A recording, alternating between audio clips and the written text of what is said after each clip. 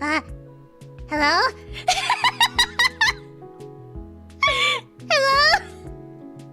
Can you guys hear me now?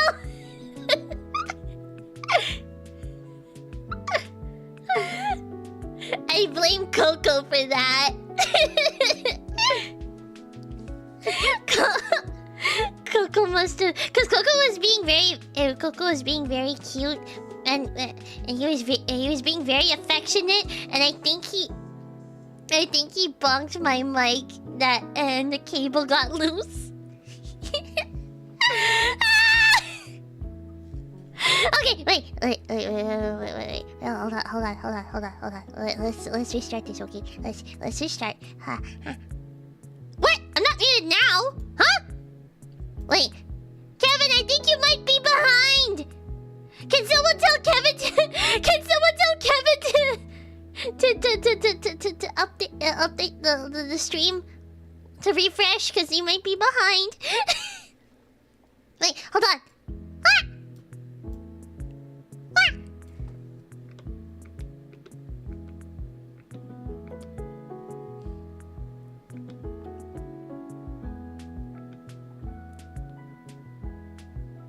Miracle Twinkle Blue! Hello, everybody, and welcome back to another Precure talk. Yeah! Oh, Quixie, thank you for being a member for 1 month. Thank you. I told you I would get it back. Yeah! Thank you. But yeah, I hope you're all doing well today. I do wanna just say, first of all, the streams. Before we get into the episodes today, for the streams in general for the next few weeks, this might be the regular starting time. So, just keep that in mind. I'm gonna try to start them at like 10 p.m, but it could be delayed to 10:30 depending. Because with my non-magical girl duties, I have to finish a bit later. So yeah, this is likely gonna be the starting time. I'm sorry if it's a lot later than expected, but it can't be helped. I can't really change much about it. I'm sorry. But yeah. And also, I don't get as much time to rest, like between the time I get home and between the time that I have to stream. So that's kind of why I delayed it a little bit. But yeah, but I can stay a little bit. Up a little later. So yeah. But yeah, so things like it might be like this for a little bit, but hopefully soon enough it'll alternate. But yeah. You need to rest more if you should. I know, but I feel bad because I keep having to postpone the splitting the wonderful the Precure talks. I keep having to split them into 2, or I keep postponing them, and I feel bad, and the season's almost over, and I feel bad having to keep postponing them. And I feel bad in general when I have to cancel a stream, honestly. Cause honestly, streaming for me is a bit it's a little bit the highlight of my day. Sometimes when I'm doing my non-magical girl duties, I'm like, I can't wait to stream. And then once I finally get home, I get EP, and then I'm like,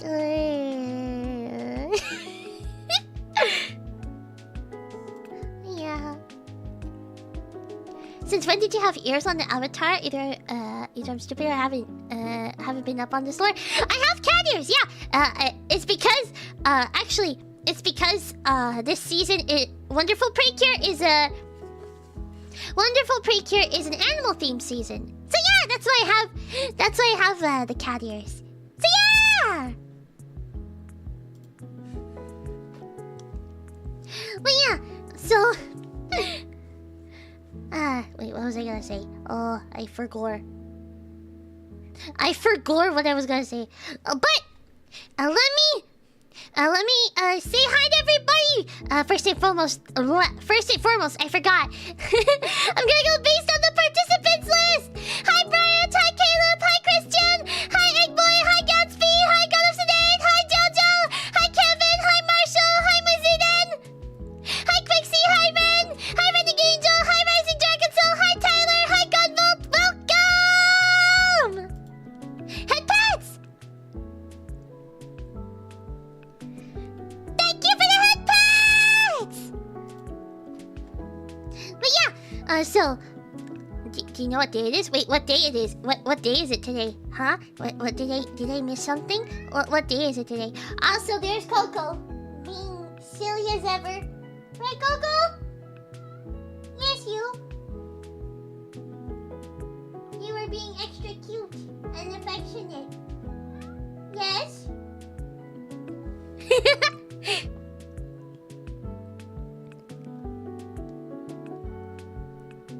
Prime Minister Coco. Coco can't be Prime Minister. Who's Coco? Coco's my cat. Hi, Thunder Lightning. Welcome. I like your singing voice. Thank you. What is Coco's next move? I don't know. I'm looking at him. He's just staring at something. He meow. He meow. What are you doing, Coco? He's... Whoa, why am I tracking a lot? I turned my head and my tracking didn't follow. Goddess Today, thank you for the blue super chat! It's my birthday today? Happy birthday, Egg Boy! Yeah! I hope you have a great day today! Whoa. Coco's gonna be silly. No. Don't be silly. I know what you're gonna do. Whoa! I got him. I got the boy. I wish you guys could technically see, because I'm holding him right now. I'm basically like, he's like, his belly is upwards right now. I like have him cradled in my arms. And his belly's like facing upwards. I can't show it obviously, but...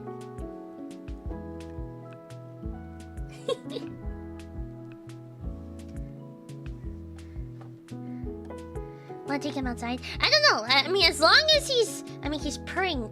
He's purring a lot right now. And he's on my lap. So hopefully that should be okay. Hopefully he doesn't try to be too silly while I stream. If he does, I'll have no choice but to let him out.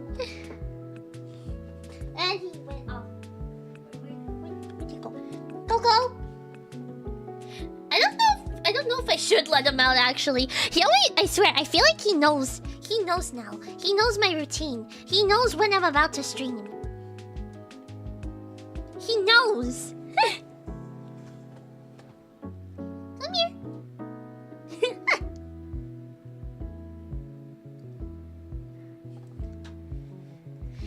Coco, silly power is too strong even for Plum and the Sugarplums. He's too powerful. Right, Coco? He doesn't realize it, but he's too powerful. What are you doing, Coco? I swear, every time I want to, like, I do a stream, he always interrupts somehow. Yes, you! He always causes chaos. Hi, Jacob, welcome! Cat Emperor Coco, yeah! I guess so.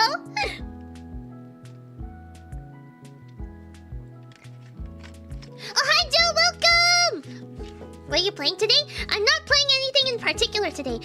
Today, we're doing Precure Talk. Basically, for those who are new, Precure Talk is basically this bi-weekly series that I do. Coco, please. Coco. Coco. Coco. He keeps interrupting me. Maybe I should... Wait, hold on. I'll explain in a little bit. Maybe I should let him out. Hold on. I'm gonna let him out real quick. Because he's being too silly right now. Okay, wait. Hold on. I'll be right back, okay, guys? What?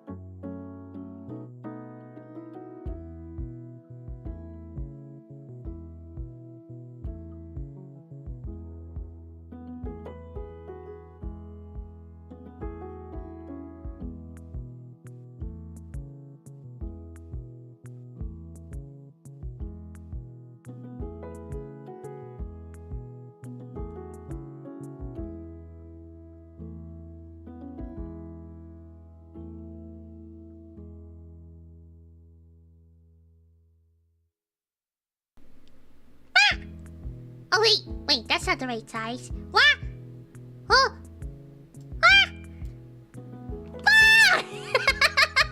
There we go! Sorry about that. Coco proofing your setup. That's basically what I was doing. Well, yeah. Small Plum. It was Small Plum for a little bit. We need a doctor. What? Why do we need a doctor? I'm not a doctor. We've been over this. Hi, Richard. Welcome. Hi, Ghost Pyro. Welcome. Can't stay long since I have to wake up at 3 a.m. It's currently 9 p.m. What? You have to wake up at 3 p.m. At 3 a.m. What? Please get some sleep. I thought it was the Love Life or Idolmaster game by the thumbnail. Oh no, it's not. Basically, yeah, as I was gonna explain before Coco interrupted me. But there's video evidence that you're a doctor. No, there's not. No, there's not. What do you mean? There's no video evidence. Nuh-uh. But yeah, what was I saying about Precure Talk? Basically, basically Precure Talk. Shall I post it? No. There's no video proof. But Precure Talk, basically, we go over the latest episodes of the current season of Precure, and this season is Wonderful Precure. So yeah, and we're actually at the we're nearing the end. We're at the last 4 episodes. The final 2 episodes are gonna be airing next Saturday and Sunday actually. Because they air it's technically on Saturday for me, but it's on Sunday technically in Japan. But yeah, basically, Precure is this magical girl show. It's this magical girl series that has a lot of seasons. It has a lot of seasons. It has 21 seasons in total right now, and it's going on to its 22nd. So yeah, there's a lot. So if there's one season that piques your interest, then yeah, there's many different seasons. If there's one that you're not too fond of, it's okay. There's tons of seasons. So yeah. And yeah, we basically go over, we yap about the latest 2 episodes that recently aired. And this is gonna be the second to last Precure Talk, focusing on Wonderful Precure, and I'm sad. I'm gonna miss Wonderful Precure, honestly. I'm gonna miss it a lot, since it was so cute and so silly. Basically a new series every year. So if you don't like the current series, you can just wait a year and you can get something totally different. Yeah! And also, there's a bunch of other seasons that have already aired. So yeah! You can, there's like a season that you can enjoy. Wonderful was a fun ride, but I'm sure Idol will also be fun too. Yeah! The next season is called, Kimi to Idol Precure. Or, also known as... It's also known as You and Idol Precure. So yeah! Hi Roderick, welcome! Wait, let me show you guys what the logo Kimi to Idol looks like, or You and Idol Precure looks like. Hold on. Where is it? Okay. I got the poster. It's a little bit big, but it's okay.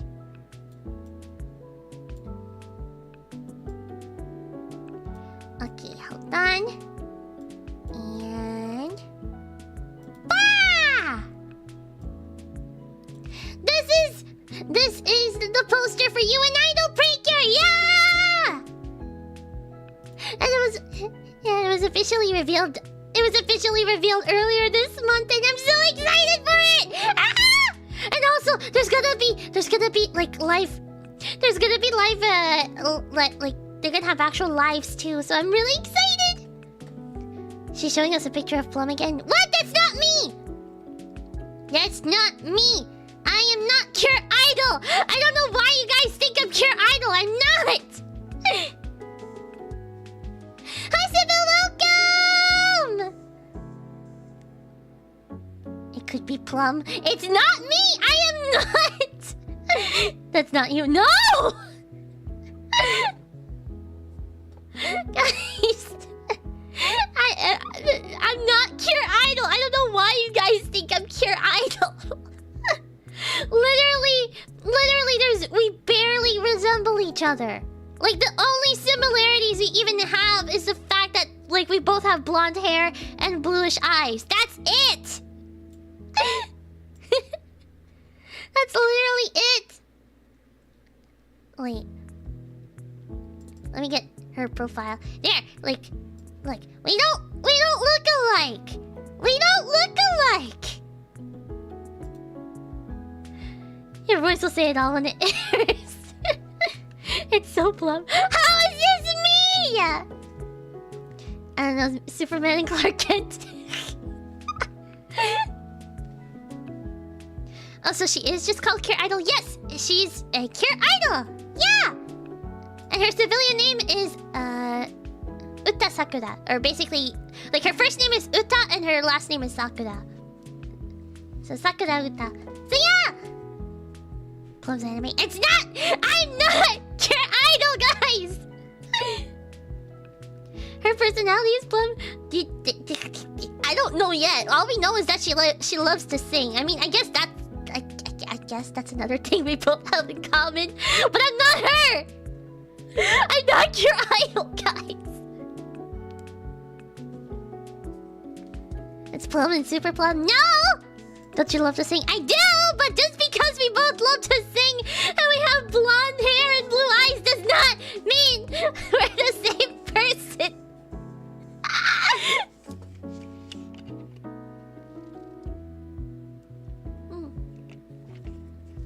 Can't get over the fact that Plum's in an anime. I'm not! Guys, I'm not! What about the stomach out? Listen. Okay, for those who haven't seen my full model, like, oh, hold on. This is my full model, okay? We do not look alike. We do not look alike.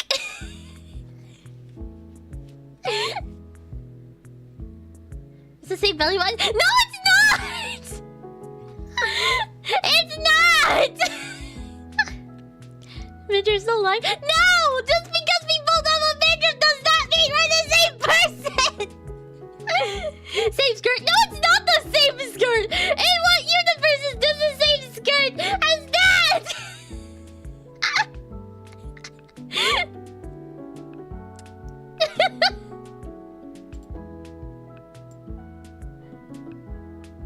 They're completely different, guys. Thank you, Dark Shadow! You say no, you keep laughing. I don't know why you guys keep insisting.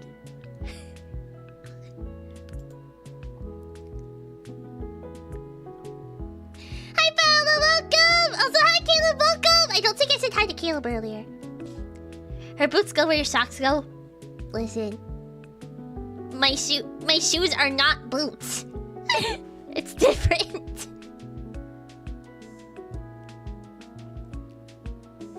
I think they do because it's funny and silly at this rate. The socks and the body shape are similar. What do you mean? You did, but I appreciate the second hello. Whoops. Whoopsie daisy. Oh, but guys, I'm not Cure Idol. I don't look like Cure Idol. There's very few similarities that we have. The same it's the same outfit set, a shirt and a skirt. It's not the same style.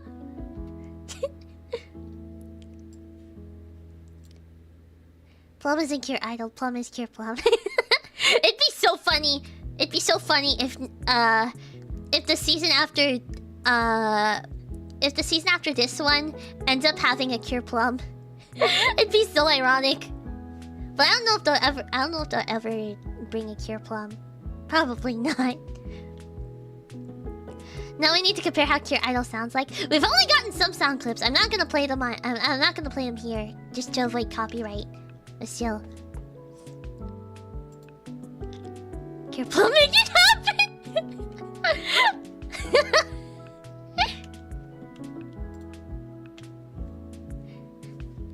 I'd like the idea if they make a Cure Moose or Muse, because there is a Cure Muse already.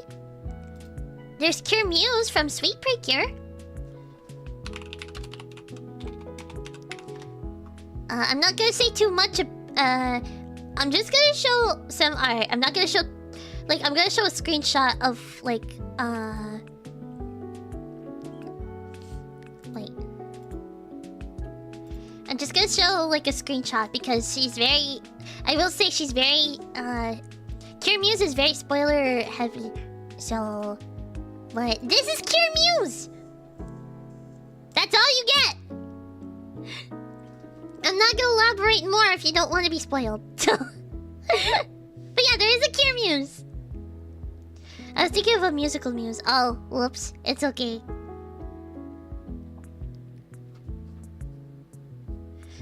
What is her debut? Cure Idol? Well, I mean, their start... I was gonna say, Kimi to Idol, you and Idol Precure. Whoops. You and Idol Precure is supposed to start February 2nd. So yeah! It's the day. Whoa, wait, this is too big. Hold on.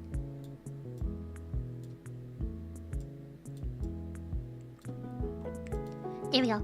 Yeah. You and Idol Precure is supposed to is supposed to premiere on February 2nd. That's when it will be premiering. Reminds me of Chica from Love Live. I mean, like, she could be similar personality-wise, but we don't know. We don't know how it's gonna go. We don't know anything yet. Aside from the fact that Cure Idol loves to sing. Cure Wink, which is the blue one. Cure Wink is the blue one. She plays piano. And also Cure Kyun Kyun, who's the purple one. She loves to dance. So yeah, that's pretty much all we know so far about the Cures. But we'll learn soon enough more about them. When does Kimi to Idol Precure end?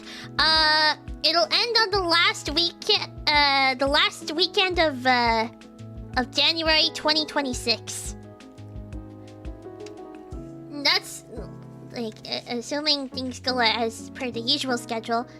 That's like every Precure season starts. Normally starts the February of the year. And then it ends in the January of the following year.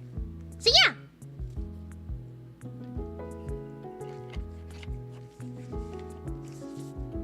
Just imagine if one of the animators of the shows watched you and made your idol after your model. No, there's no way. That is definitely not what happened. Wanna hear a joke? Oh, okay. What's the joke? Hi, Puck, welcome! I think Ensemble Stars has some responsibility for Kimi to Idol. I mean, maybe. I don't know. Kimi to Idol is the day after Precure Day. Yeah! Also, hi, Mazin, and welcome! At least give Plum 0.5% of profits if you did. No! Hi, the Iron Crown, welcome! We're yapping right now about Kimi to Idol Precure since it just came out. Well, like the official poster came out and stuff, and it was officially revealed. But we will get into Wonderful Precure in a moment. I swear, we always rail and we always derail and yap so much. What's your favorite season? I love Go Princess Precure, which actually turns 10 years old this year, which is crazy. Wait, actually, let me zoom in. Let me zoom in again. Wah!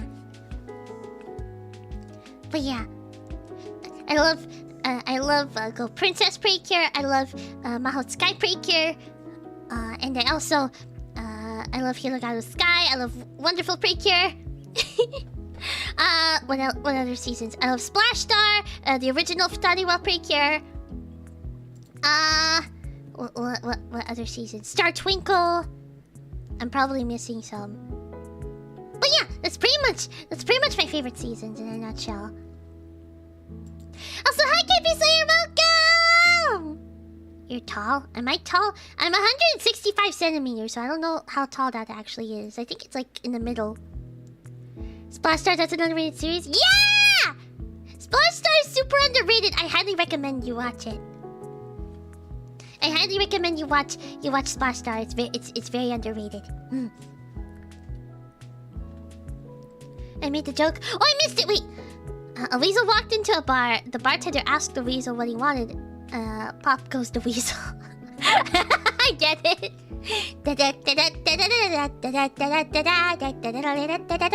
Pop goes the weasel. Saki's voice actress is a VTuber. She's on YouTube. Yeah, I heard actually. I heard she does like stream sometimes. What do you have planned for the year? Good question. I don't know. I think we'll just go as it is. Like we'll go with the flow. Will Plum get a new model? Maybe one day. I don't know. Maybe one day. The thing is, I do like getting a model does take a lot of time. So yeah, it does take a lot of time. So I don't know when like if I do get a new model, when that will happen, because it will take a bit. Do you know the lyrics of Kagome Kagome? No, I don't. I'm sorry. I don't know the lyrics of it's Kagome. Whoops, Kagome Kagome. I don't know the lyrics. I like your model art. Thank you. Please make sure to check out my my model, the ones who worked on my model. Sal was the one who drew my model, and Bree was the one who rigged it. Yeah! They're both linked in the description. Time is key, yeah. Hi, Esri, welcome! Come, Plummer!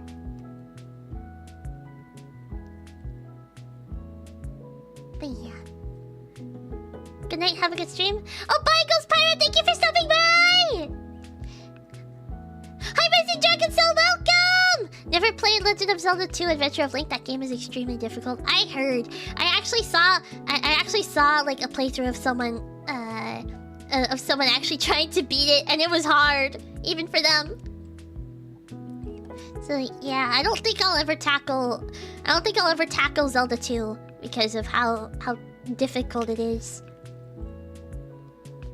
If we ever donate enough, we can afford an IRL transformation sequence in like 10 years.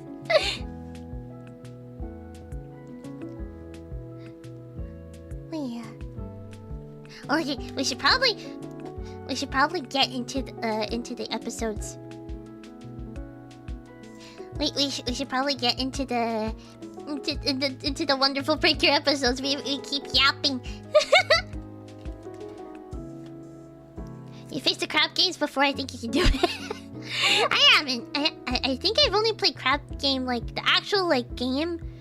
Not another crab's treasure. I'm talking about like crab game, as in like the equivalent to like the video game equivalent to Squid Game. I played that like I think once or twice. I haven't really played it much at all. So Zelda 1 for the NES is good enough. Yeah. It almost feels like you've played these games. Wait, which games?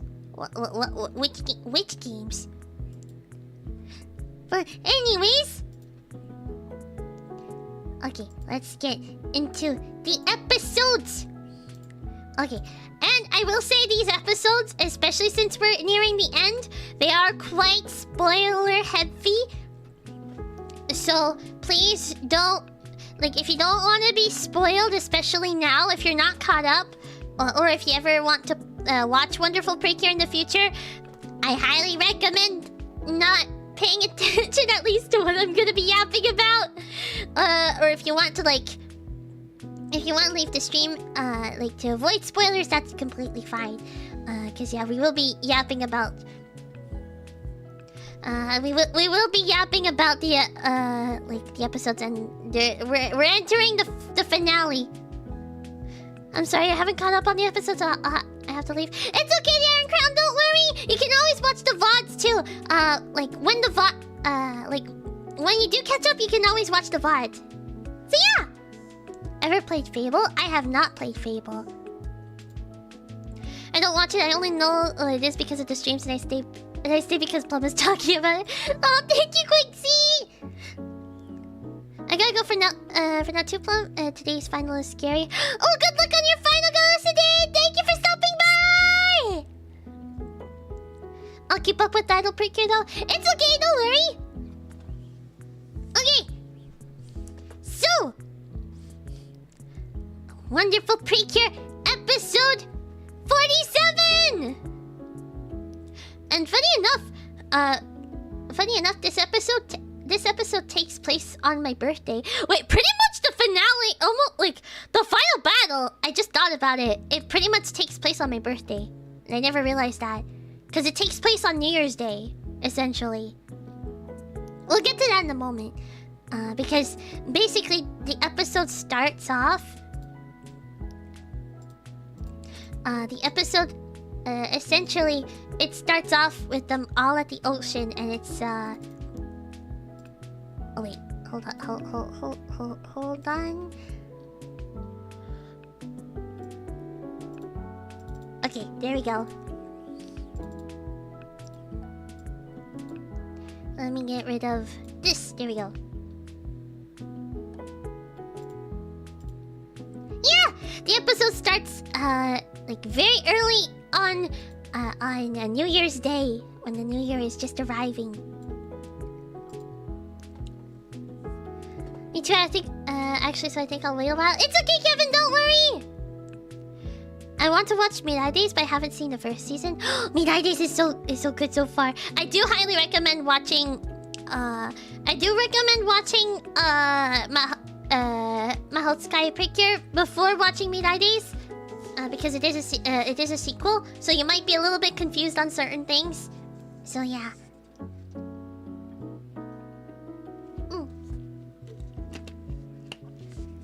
But Mahotsukai Precure is very fun. It's a very fun season, so yeah.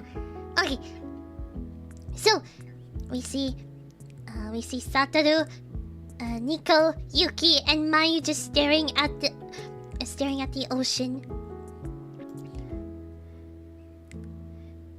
And we can see Mayu doesn't wait, no, not Mayu. Yuki doesn't really take the cold too well. It's kind of ironic. It's kind of ironic given how Yuki's all winter themed, and her birthday is literally on the winter solstice. The last time there was a New Year's episode was back in Hakuto. Has it really been that long since there was a New Year's episode? Wow. Huh. That's surprising. I guess it just never came to mind. But anyways. Oh yeah, and we do have Daifuku as well. Daifuku! I love the little bunny boy. Yeah, wait, let me... There we go. Okay. And so... Then we see... we see... Komogi and Iroha come in, and like they're enjoying their first walk/run of the year, and it's so cute. Komogi is enjoying every little bit of it. Yeah, so adorable. And so,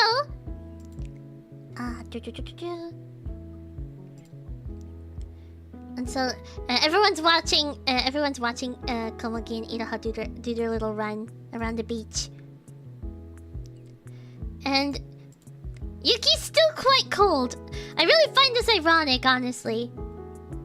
I find it so ironic given her winter theme. But she is a cat after all, so.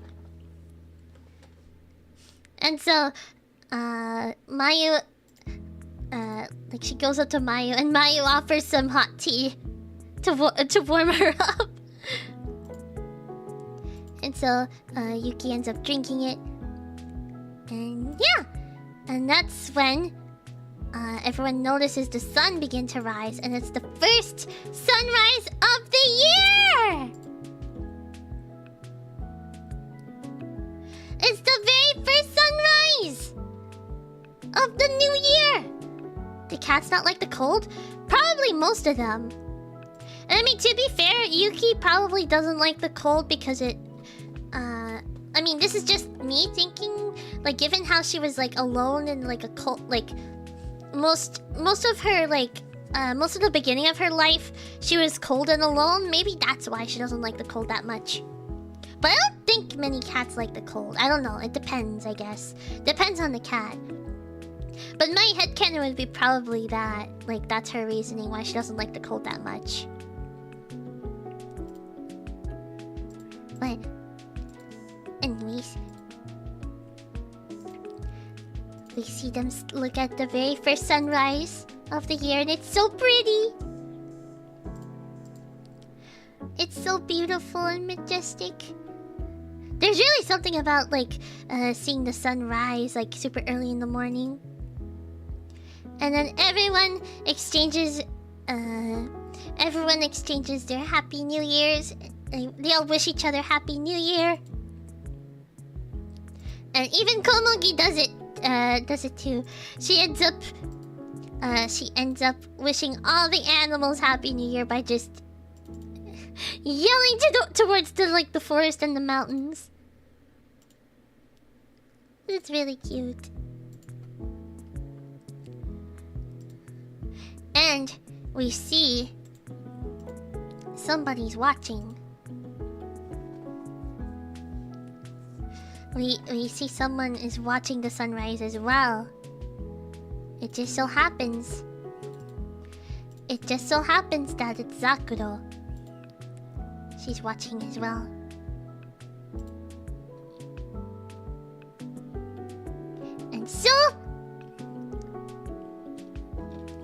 And so we get later on in the day, everyone's going out, and it turns out, like, as they're heading out into town, they come across they actually end up coming across some kids playing this, I think it's a card game called Menko. I hope I'm saying it right, but they're playing Menko, and it has like all of these pictures of the I think when they... oh yeah. It has pictures of like all different pets from Animal Town, and it's really cute! Yeah! Look at them! Isn't it adorable? Yeah. I don't really know how the game works, but the children were enjoying it.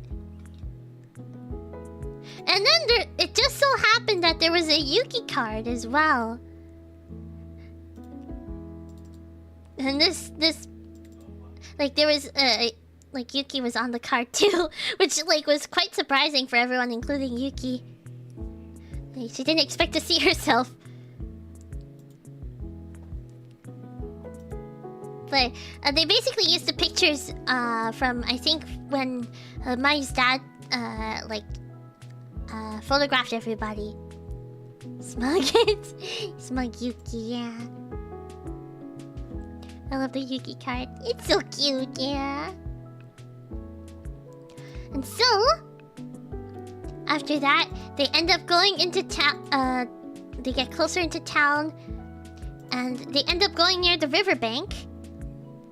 where a bunch of kites are being flown. And Komugi just drags Yuki with her. It's really cute. Yeah.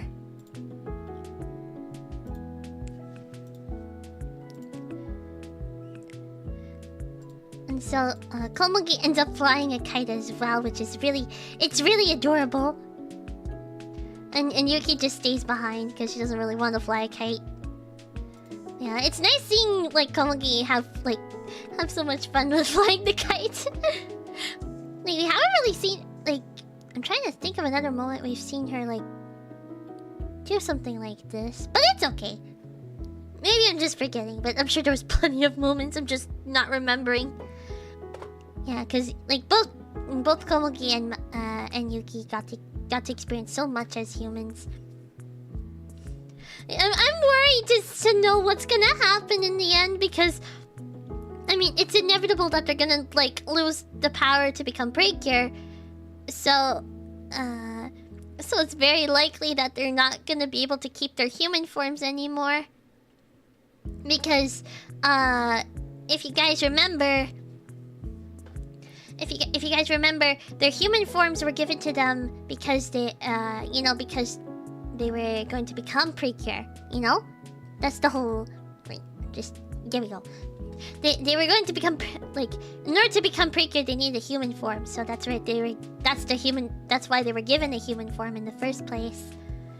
So I really don't know what's gonna happen when the time comes, and they're gonna have to sacrifice. Well, they're probably gonna have to lose their human forms, which is gonna be sad, honestly. It's really. I'm scared for when that moment's gonna come, because then, like, Yuki and Komugi won't be able to speak anymore.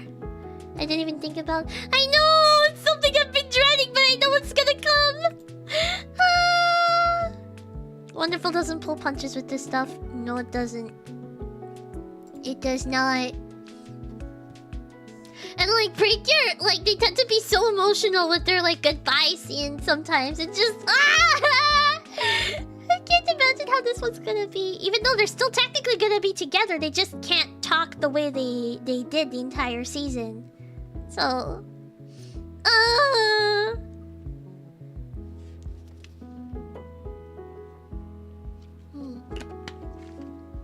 because I really have a feeling, unless Nico kinda makes some sort of exception, I guess, in some way. Like, I really don't see like Komugi and Yuki keeping their human forms. Like, unless she makes some sort of exception for them. Exception. I mean, kind of the same deal in this case. Episode 49 is the penultimate episode. I hope Satoru and Daifuku help out the cures. They probably, we don't know yet. We will have to wait and see. But anyways, where were we?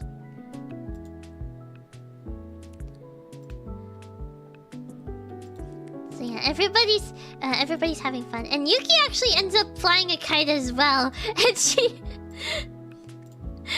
Yuki kind of shows off how to fly a kite. And like she does it so smoothly, and everyone's just looking. And everyone's kind of impressed, to be honest.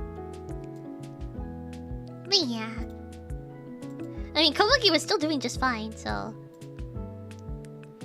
yeah, everyone's quite shocked at how good she is. But it's okay. And so, later on, they end up going to the Mirror Stone Shrine, where there's a bunch of New Year's activities going on.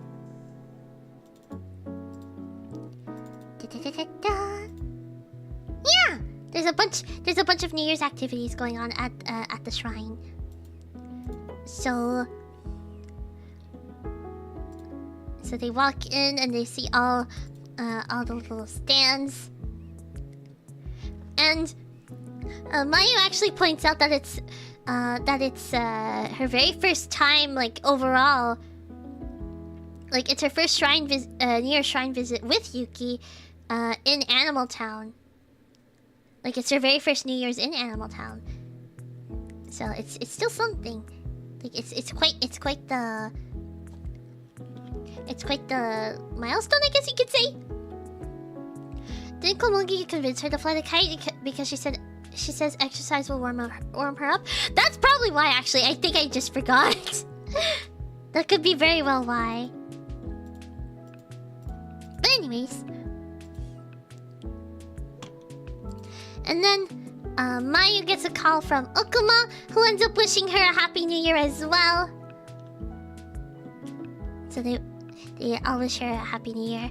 And Okuma can't go, like... Okuma can't go to the... she can't go to, like, she can't go visit because she works at a farm, and so there's cows to take care of. There are cows that needs to take care of, and I think even, I could be wrong, but I think she mentioned that there was a baby cow, a calf being born. Yeah, there was, and Komugi is like extremely excited, like to meet it eventually. It's really cute. Yeah, Komugi's so excited. And so...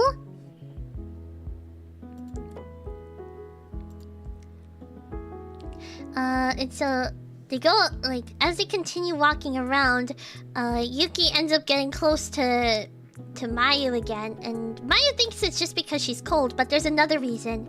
As you may know, or maybe not, this year is the year of the snake. And Yuki does not like snakes. And there's snakes pretty much everywhere because it's the year of the snake. So it's like terrifying her right now. It's a cute moment, honestly. Cause like they're not real snakes. But still, it's still cute, like, seeing her think that they're actually real. Or like, or it's making her really uncomfortable. Like, how do I say this? Like, she's still scared of the snakes. Then again, imagery, like, maybe, never mind. imagery of something that you fear is still valid. I kind of did a little oopsie there, because I was thinking, like, I still get uncomfy with certain imagery of stuff. I think pretty much every cat will bap a snake immediately. Yeah, most likely, or they'll run away. But yeah,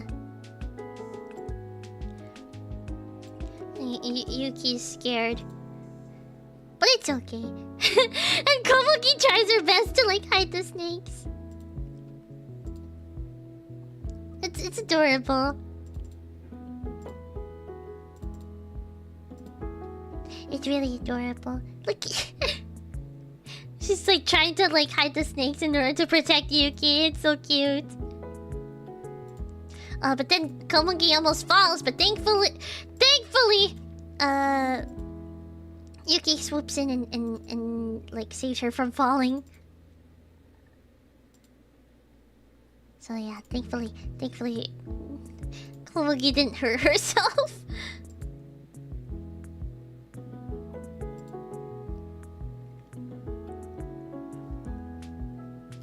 Friends, yeah, they're friends. It's nice to see. It's really nice to see how far they've come. They've come so far, like throughout the year and throughout the season too. Yuki has the big sis vibe. She does. And so they see. They go ahead and go to some stalls that have some charms.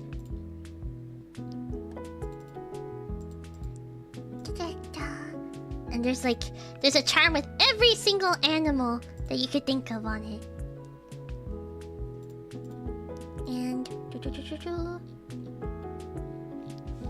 Where is... Oh yeah. And Karasuma is actually the one... Karasuma is actually the one who's, selling the charms. Like, she's the one working at the stand, with the charms there. So yeah, they get to wish her a happy new year as well.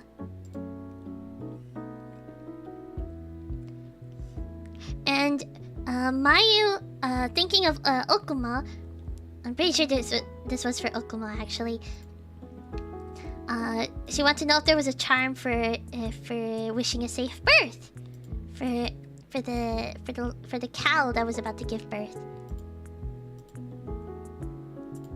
Or maybe I'm pretty sure it was for that. But yeah. And so, funny enough, there is a charm for that, and it happened to have a cow on it. And so Karasuma gives it to Mayu. Yeah. Are they all kids? Everyone in the Wonderful Precure, the main protagonists are all they're like aged 14. So yeah, they're usually like in middle school. Sometimes they're in high school, but usually middle school. So yeah.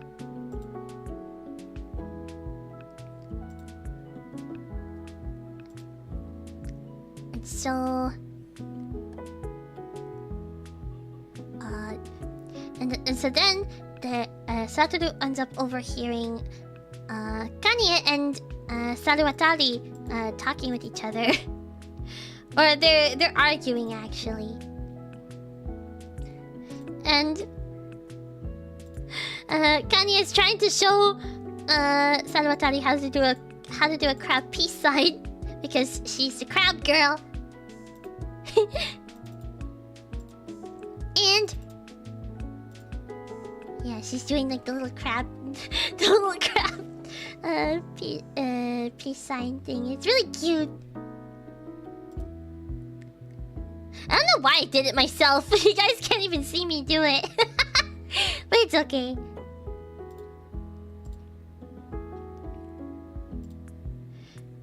And Saruwatari's trying to like understand like how to actually do it, but like he was confused about something about it.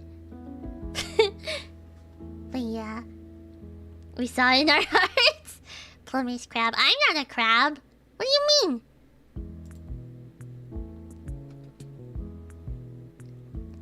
And so the group goes up to the two and wishes them a happy new year. And yeah, Kanye is yapping about crabs, and Saruwatari is like he's not quite understand. He's not really grasping how to do the crab peace sign, but it's okay.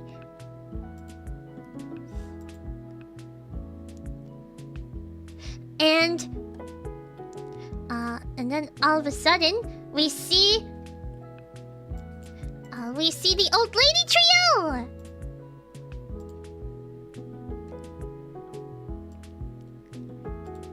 Wait, I kind of forgot their names. I know they were.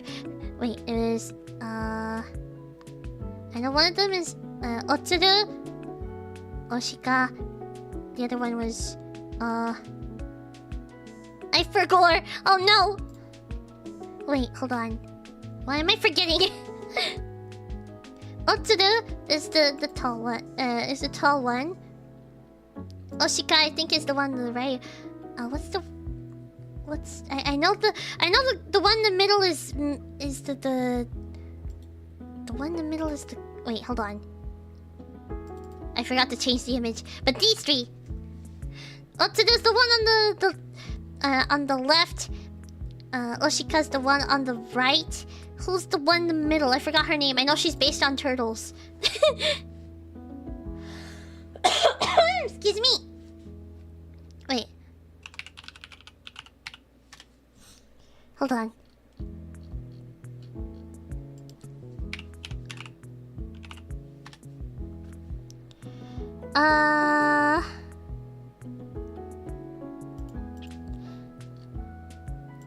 Okame! It's Okame, that's who. Yeah, it's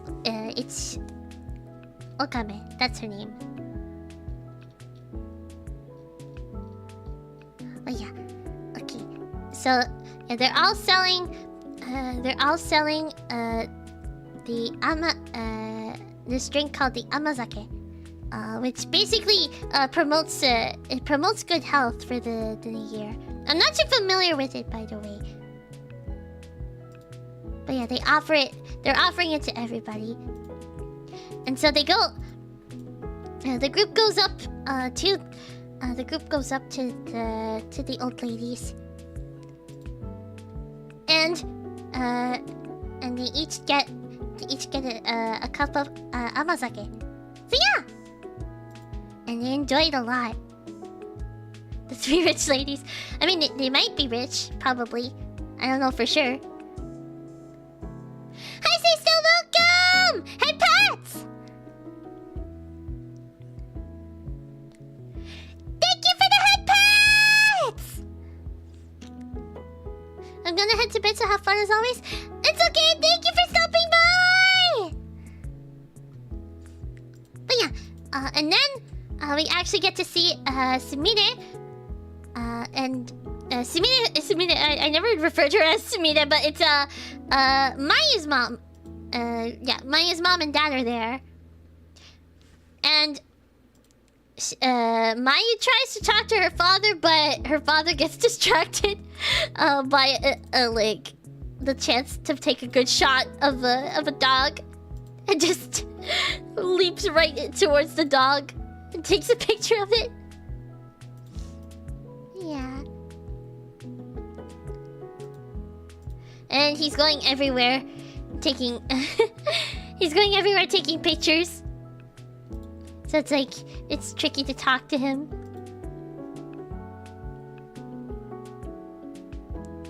Yeah. Everyone wanted their pet's picture taken by Mayu's father. And then Mayu's mom asks about Iroha's mom, and it turns out everyone at Iroha's parents and Mei are enjoying. They're enjoying a nice meal with like under the heated table. Yeah.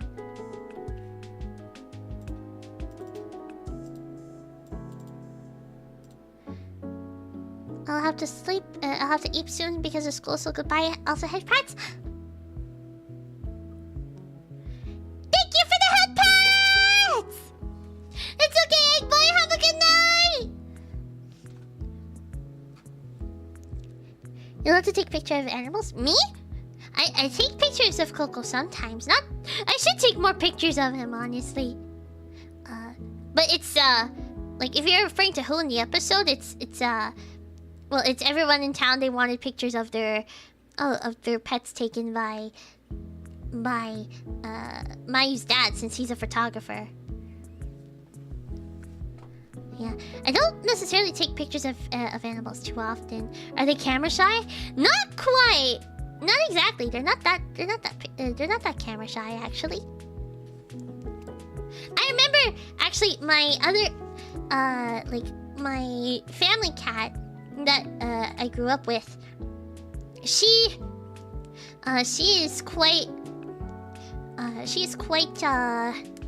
camera shy. For some reason, she refuses to look at the whenever I'm trying to take a picture of her, like she always tries to turn her head away.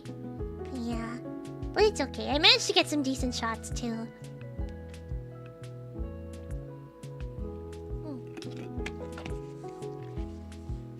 Okay, where were we? So yeah, they're enjoying their nice meal, and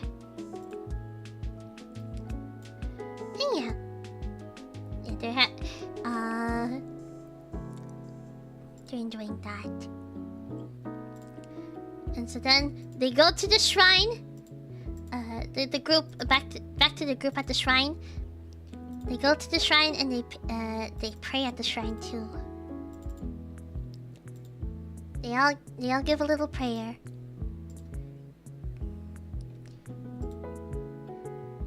And of course, you can't forget the bunny boy.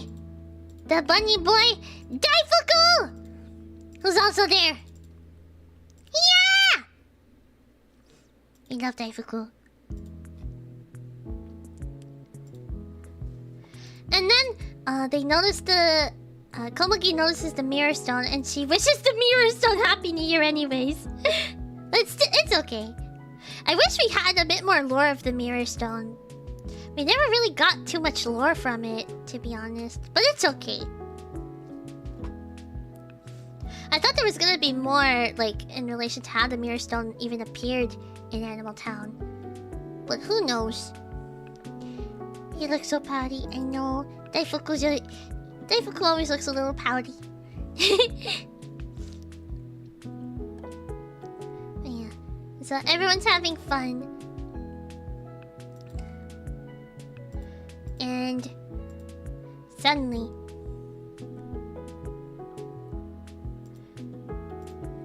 despite everyone having a good time, things aren't gonna last. Things aren't gonna be peaceful for long. As Gal is sitting on the rock. Gal is sitting on the rock in the distance, and he's going to strike. He's going to strike any moment.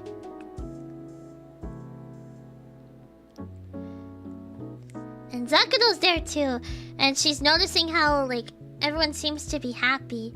And, like, she's wondering if this is really the right thing to do. But Gal doesn't really care. And his orb. We see Gal's orb starting to gain power. It's activating something. Oh boy, what could it be activating? What is Gal going to unleash? And then all of the animals, including Komugi and Yuki, they sense that something's off. They sense the Galgal, and soon enough,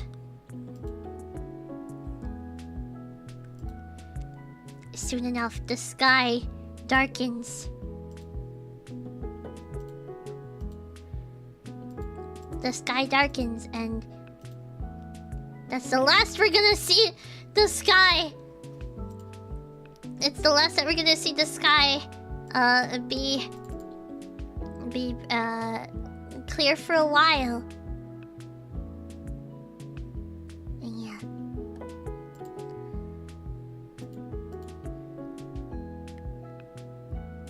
Plum magic ball? Wait, what magic ball? That wasn't a... that was Gal's magic ball. It's his magic orb. But anyways.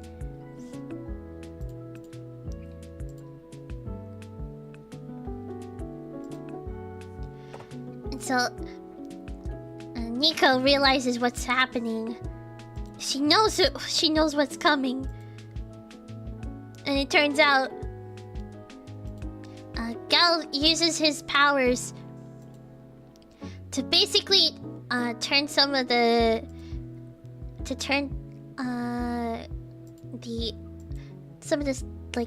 egg statues at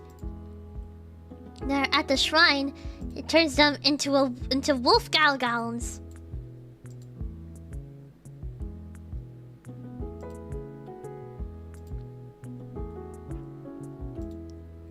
Not the egg statues, I know. Hi, little welcome. But yeah, there's the wolf galgon, and this might very well be the final Galgon we see. It's Bao Bao! Bao Bao! But yeah. It's not quite the same, but still. And Zakudo's wondering if this is really what this is really what Gal wants. And so... And she confronts Gal, saying, this isn't gonna... Oops. I opened something by accident. She ends up saying that this... Like, even if she takes out... even if they take out... like, even if they destroy the town... Like, it's not gonna bring... It's not gonna bring the wolves back. I'm not getting ready for bed. It's okay, don't worry, Kevin! Yeah.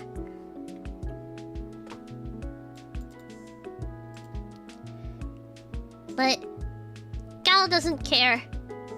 He just wants... Like, he doesn't... Like, he doesn't want... Like, he doesn't care... like, if it doesn't bring it back. He wants revenge. And revenge he shall get. And Zakudo really doesn't know what to do because she's very conflicted because she wants Gal to be happy, but she doesn't want the town to like get destroyed. She's starting to actually feel for the people. She's starting to realize like that they're different from the humans from back then. The ones who destroyed, like who drove the wolves to extinction. And she says, Zakudo basically says that she only wants Gal to be happy, and Gal basically says that he doesn't need happiness. And he just wants to avenge his pack. So Zakudo ends up obeying Gal's orders and runs along with the Galgown. Are you planning on getting the Princess Zelda game? You mean Echoes of Wisdom? I'm currently playing through it now! Yeah! We're actually gonna stream it tomorrow. We're gonna be playing it tomorrow, so... Yeah! I'm already, like, I'm already, like, over halfway done. So, yeah!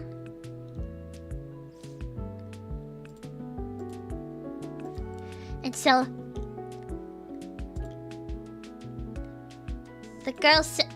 The girl sensed the Galgowns approaching, and so they transform, and they see, and they end up finding the Galgown.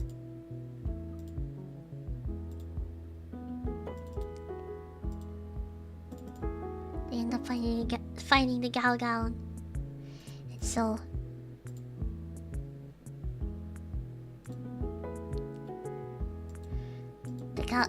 Yeah. And so they hear, they hear the Galgowns howling, and everyone's running away for safety. Yeah, and the Galgowns facing the Cures now.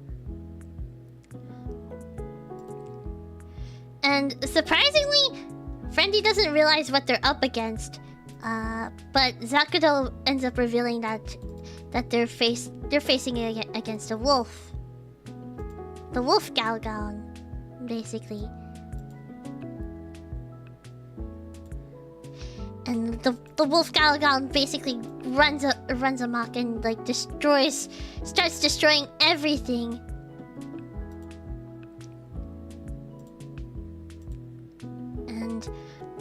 And interestingly, Nyami and Lillian are noticing that Zakudo is quite... She doesn't look like... she's... Like, it looks like she's, like, reluctant to actually do this. They see this in her. They see that something's wrong. Can't wait to see Echoes of Wisdom tomorrow. Yeah! And so...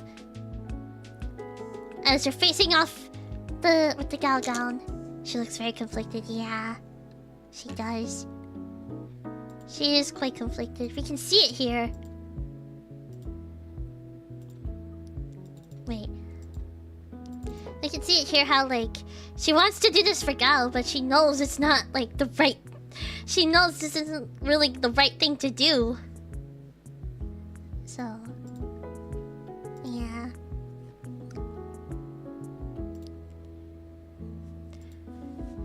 And so... the Galgon's howling, and Wonderful says, don't... like, she tells the Galgon not to howl. And it runs into her, but thankfully... Thankfully, she summons her barrier in time to block it.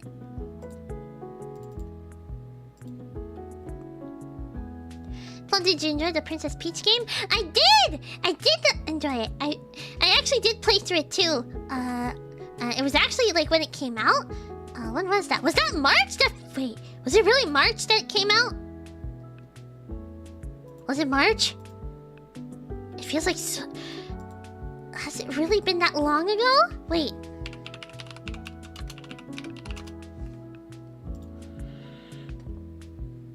Excuse me. Oh my goodness, it came out almost a year ago. That's crazy. I'm just browsing your channel. Oh, it's okay. But yeah, I did enjoy it. Where were we?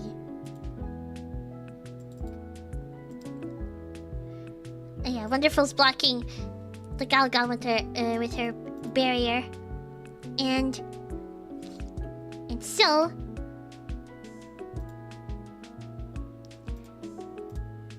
where were we? Oops. Hi, Renegade Angel, welcome back.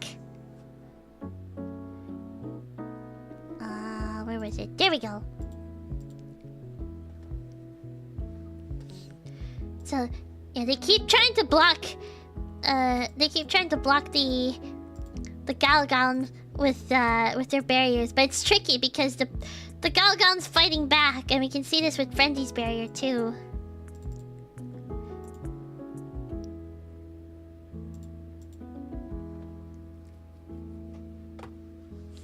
It released back in March, about a month after the release of Splatoon 3's side order DLC. Ah, yeah, I'm not too familiar with Splatoon, but it's okay. So yeah, they're really struggling since the Galgons are quite powerful.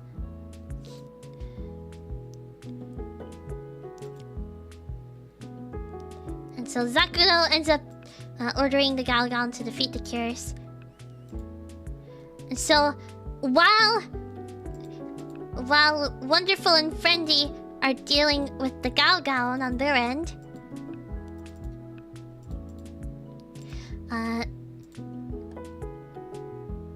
Nyami and Lillian go ahead and face Zakuro to try and talk to her and try to see if there's anything, like, if they can convince her, like, to change for the better, and to stop the animals from to save Animal Town, basically.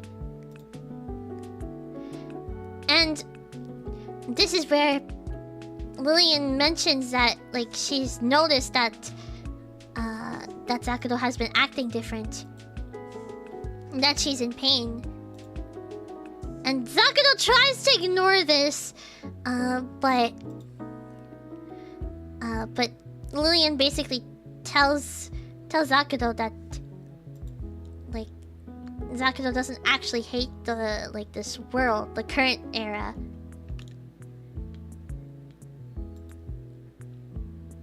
They both Nyami and Lillian know that Zakuro doesn't want to destroy this world. And Zakuro, like, starts to show, like, her conflict, like, her inner conflict, because she doesn't want to destroy this world, but she wants to please Gal. So it's like, it's hard. It's a hard decision. She doesn't know what to do, really.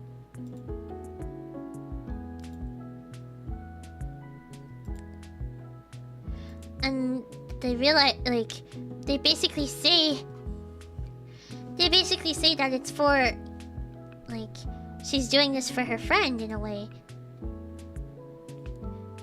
And Wonderful basically tells, like, from afar, she says that they feel the same way. And and she explains that they care about their friends. They both care about their friends in different ways. And Zakuro, like, soon realizes this. Hi, Poison Fairy, welcome! Sing the Plum before bed gives good dreams. Good night, chat. Enjoy the stream. Oh, it's okay. Bye, Poison Fairy. Thank you for lurking, if you were lurking. Have a good night! But yeah, Zakuro's realizing, like, even though she never wanted to really admit it, what Wonderful was saying is true. They both technically care for their friends a lot.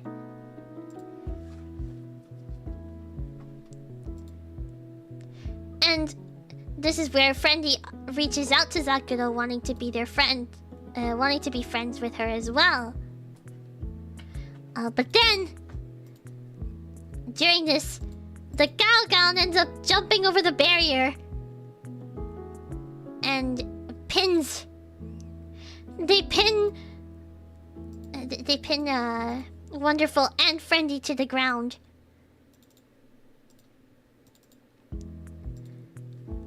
Power of friendship. Yeah! Although this is bad timing though, because like that's not really this is not exactly the power of friendship, but what Friendy and Wonderful were talking about was. But yeah.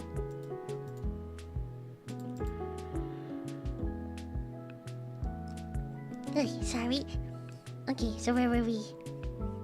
Yeah, the Galgon pins both of them to the ground. And so Lillian summons her Lillian net, but that doesn't work. But it's still... It manages to get at least the Galgown off of Wonderful and Friendy.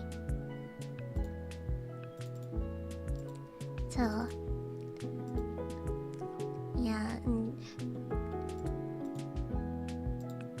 yeah, the Galgown basically bites through the net. And then, all of a sudden, out of nowhere, we just see Friendy perform out of nowhere this new move called Friendy Ribbon. Which I don't know why! I don't know why this was never introduced beforehand! But I feel like this would have been such a cooler ability for Friendy to have in the first place. I don't know why she never had it before. But like, it's like basically a ribbon ability that she has. Yeah. Like that, and she can basically tie up the Galgown with it. Why didn't she use it before? I don't know! Making up moves, it's like hard catch, I guess.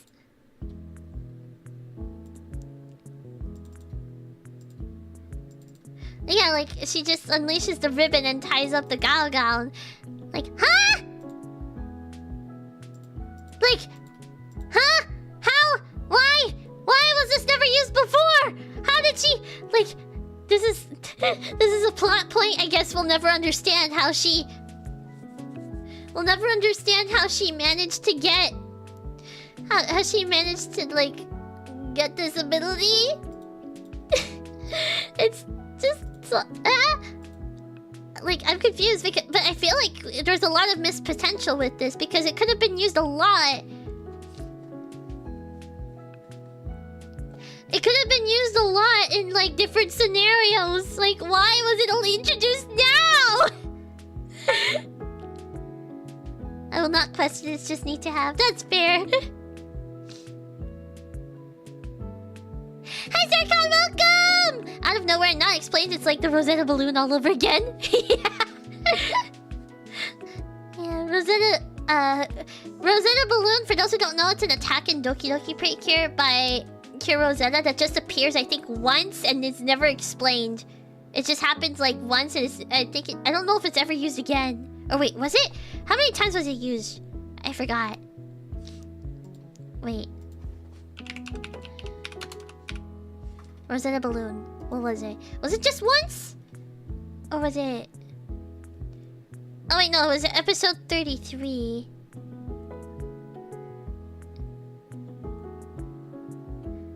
Like, I think it was only twice. Yeah, she's only used it twice. Huh.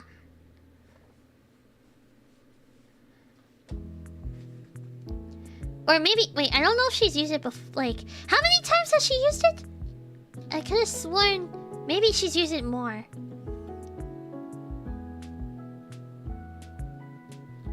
Wait, is it just me?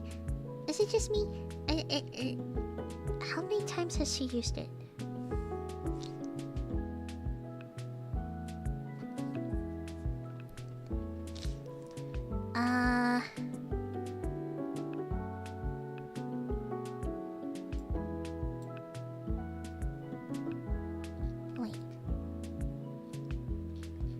Wait, maybe it's just me. But I don't know how many times she's used it. I could be wrong. Maybe she's used it more than once.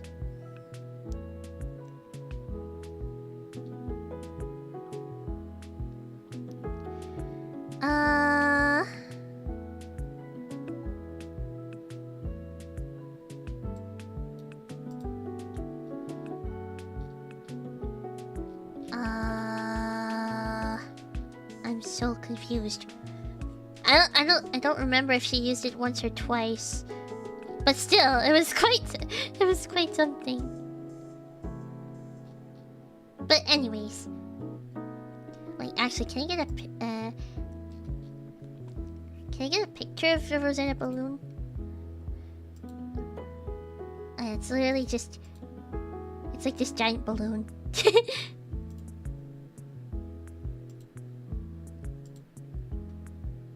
But it's okay.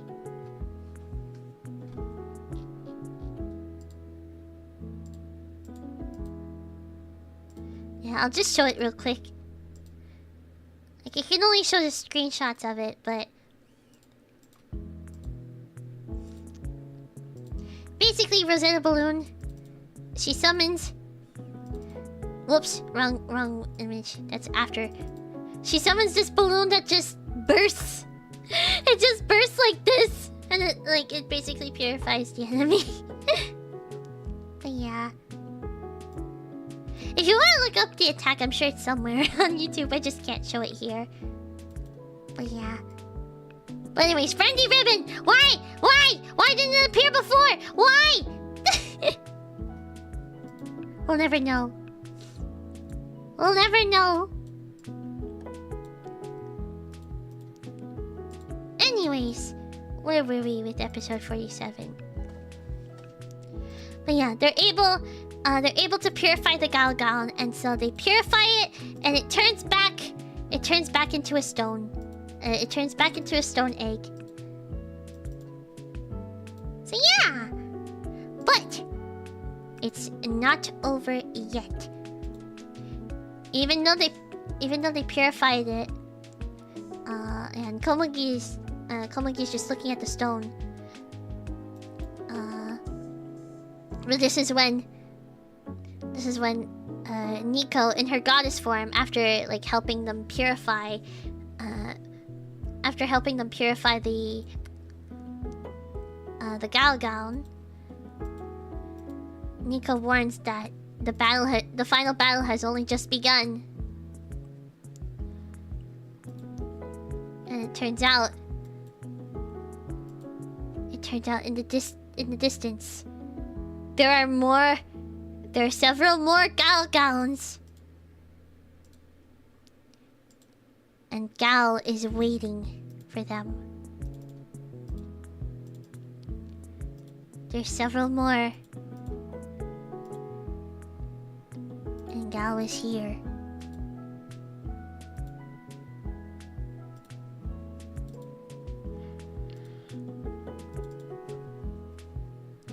And that pretty much ends episode...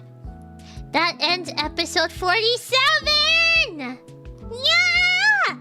This episode was still quite... I liked it. It was a nice start to the new year, but it always feels kind of bittersweet because I knew the final battle was going to start. It just feels always bittersweet. Like January always is always a bittersweet month for Precure because it's always like the final arc. It's like the finale arc and stuff, and you know,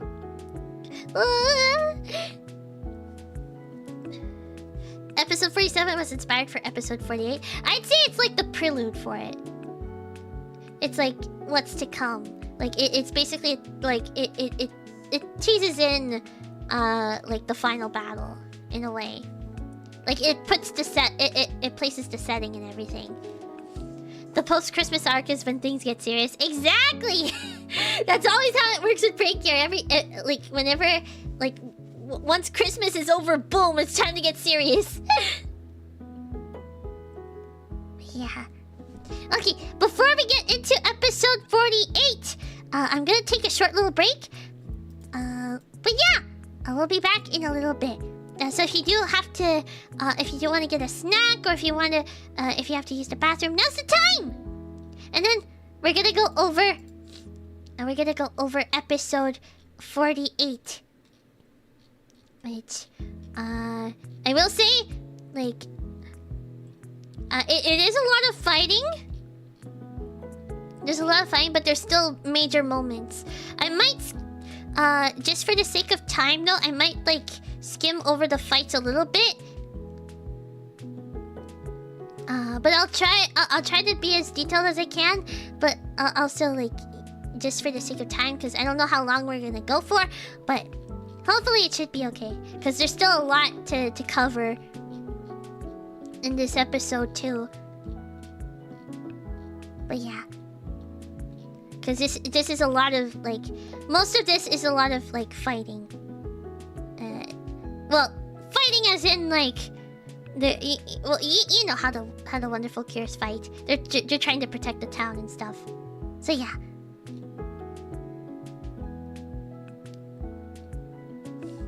Anyways, okay, I'll be back in a little bit. Don't be silly, okay?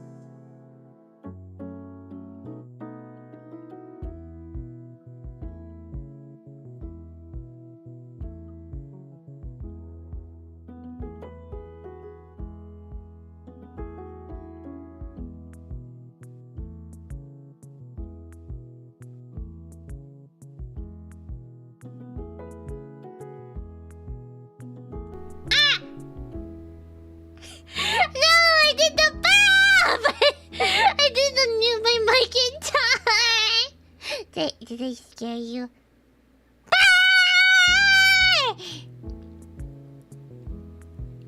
Big Plum!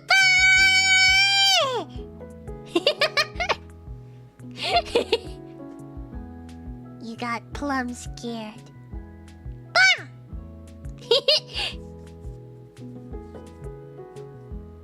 Big headbutts!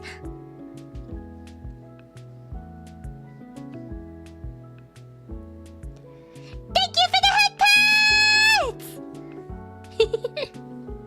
I will admit it was a little spooky with no noise and just your adorable smile.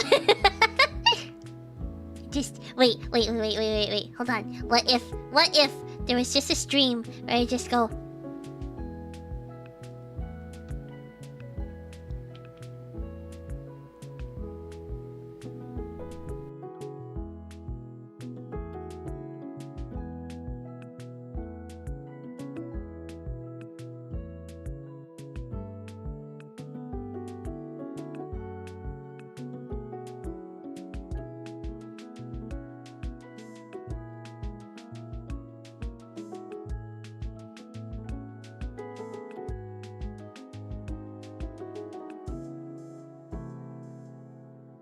Would that scare you?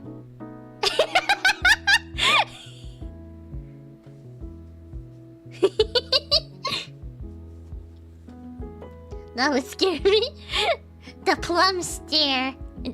Instead of plum scare, you get plum stare.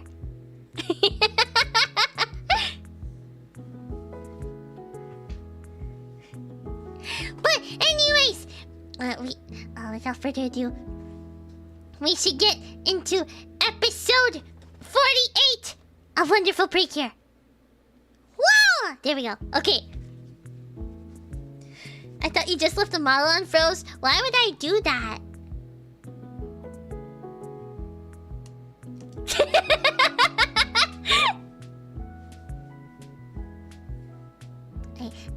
I could literally just stare into your soul.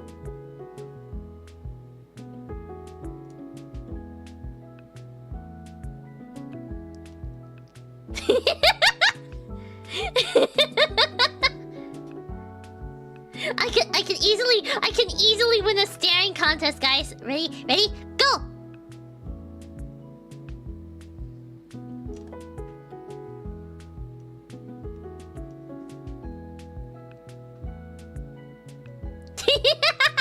I win.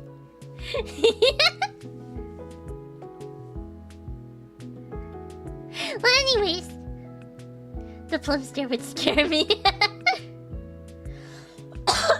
Excuse me. Okay. I'm actually starting to feel EP, so I'll see you tomorrow. Okay. Bye, Kevin. Thank you for stopping by. Oh, I just realized with those emotes look scary. Like with the is that like what emoji is that? What emoji is that? What's that? Is that can't be an eyeball, is it? I blinked. It's okay. But anyways.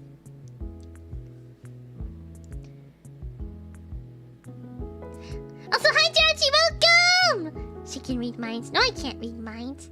What do you mean? I can't read you guys' minds.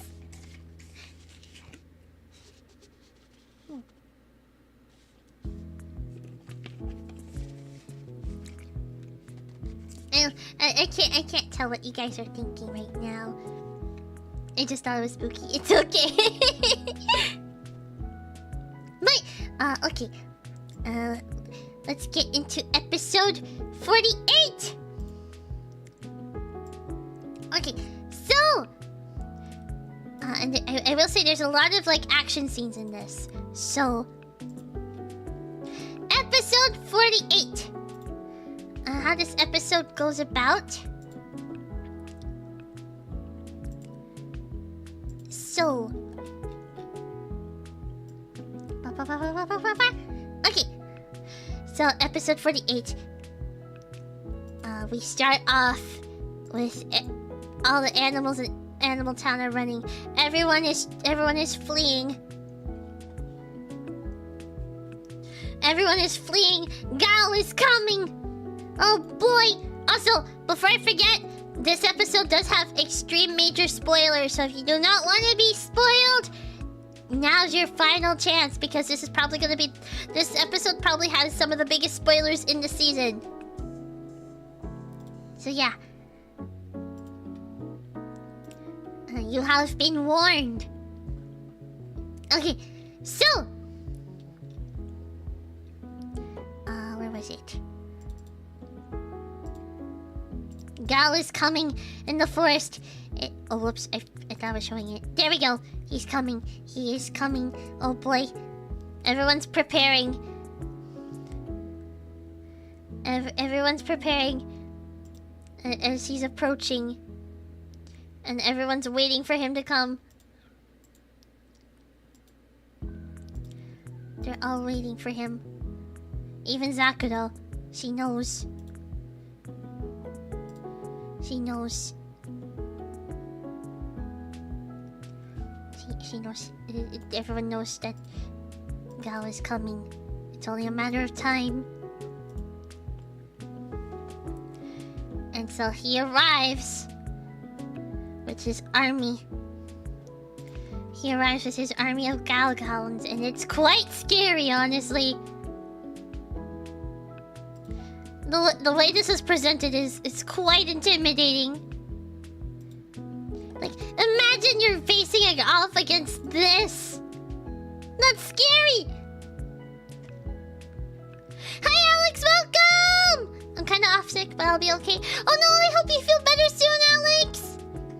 He's just standing there menacingly, exactly! Also, wait, I think, wait, hold on. I think Savvy wants to leave. Hold on, I gotta let the other cat out. She was hiding and eeping, but now she wants to be free. Okay, hold on. I'll be right back. Wah! Hi. Wah!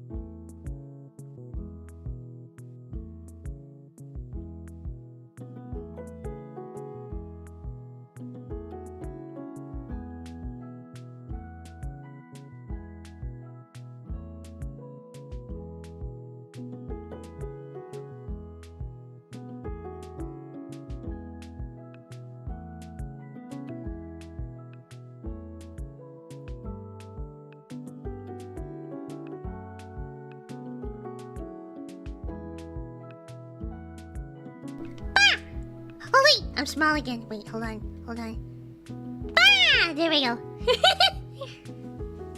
Okay, I lied. Savvy didn't want to go out. Maybe she will. She's always... like, well, when I approach, she always gets scared. But it's okay. Hi, General Pack, welcome! I came late. It's okay, don't worry. But, anyways, back with the episode.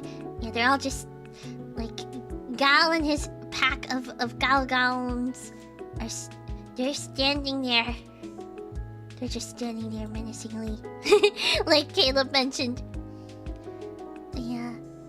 And Zakuro ends up apologizing for not, like, being able to follow through with Gal's orders. Yeah.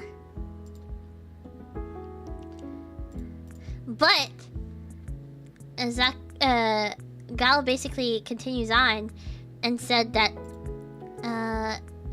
and he basically tells Zakuro that she's done well up till now, but he'll take it from here. And it's his time. He will fight against... He's going to take his revenge, and he's going to fight to do it. Oh boy. So, he orders the Galgowns to attack the town.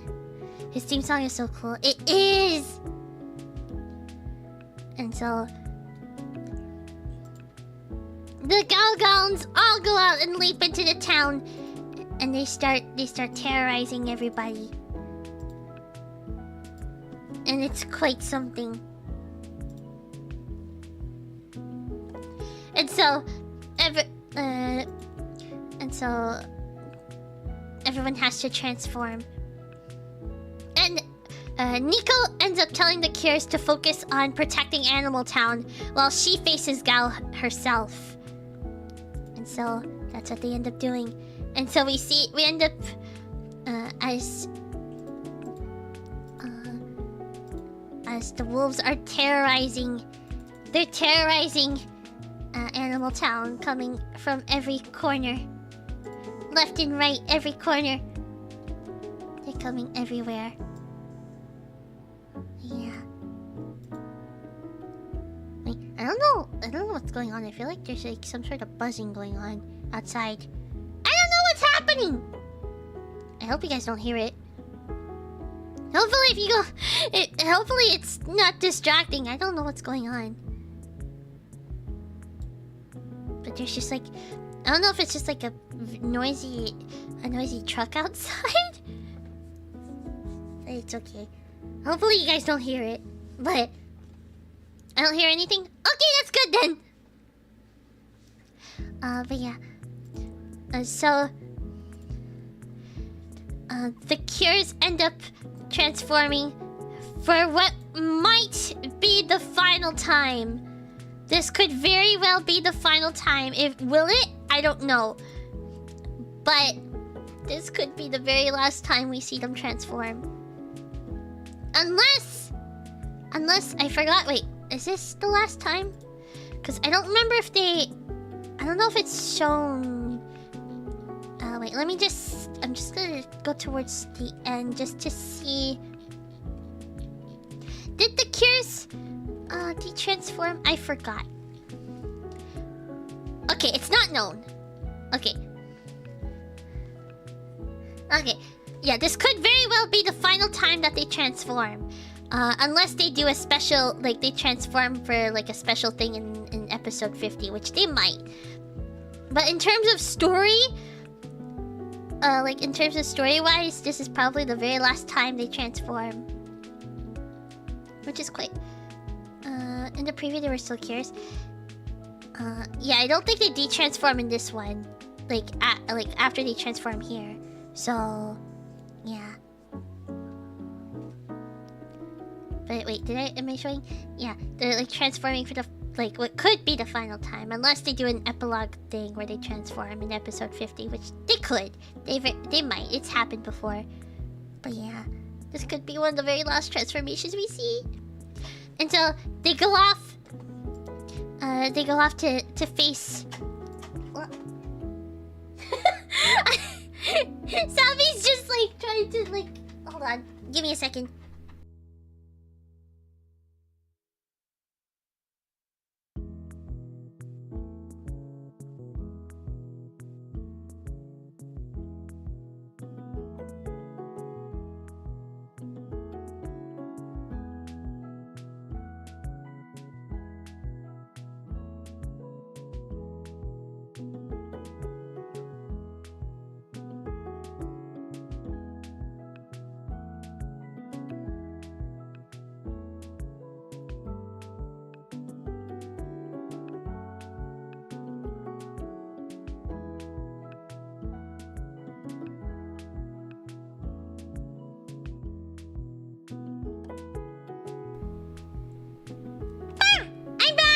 Okay.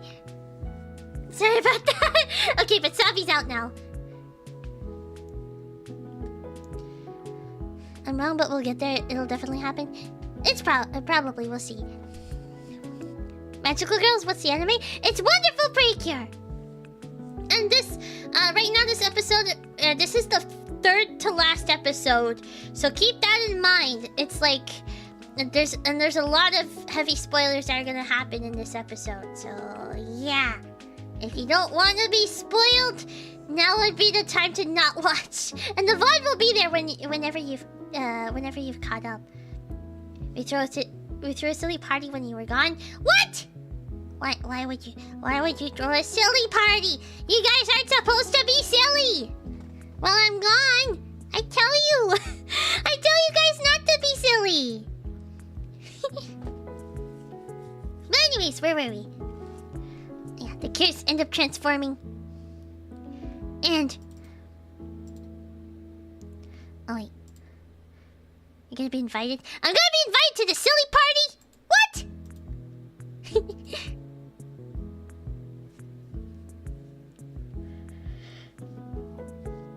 Okay, where were we? And the kids... They go ahead and they're trying to protect the town from all the galgowns around. And Santadu basically gives them advice that wolves move in a pack and they basically hunt together. So... and that brings Wonderful to basically say that they're all friends, technically. But they have to deal with the wolves, and so they work. They have to work as a team as well in order to face off against the wolves.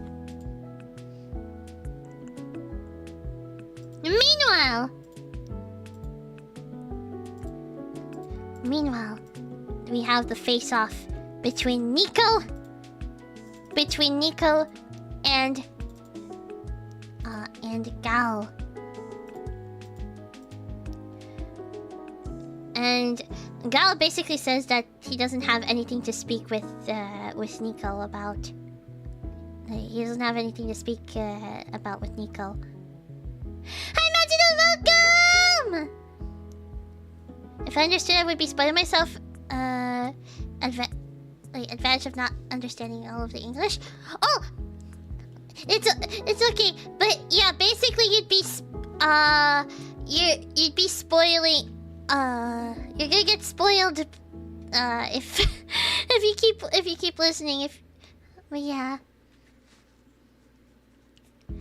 So there's major spoilers in this episode, and you'll see why in a bit. If you like, we're nearing a very major spoiler in a moment. But yeah, I want a Kanye focus episode. I don't think that'll happen at this point. It would have been nice, but I don't think it's gonna happen.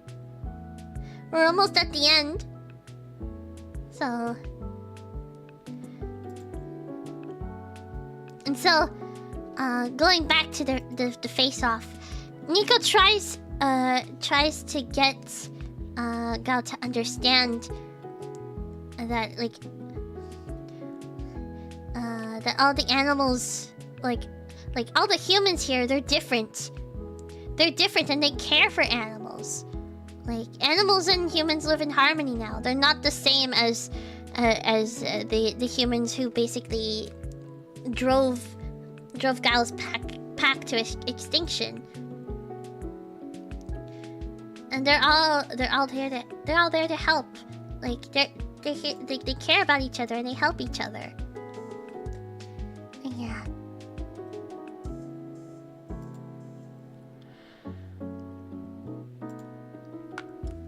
Meanwhile, we can see Wonderful and Friendly and Yami as well using their barriers in order to protect. Well, and Lillian as well. They're all using their barriers to protect everybody.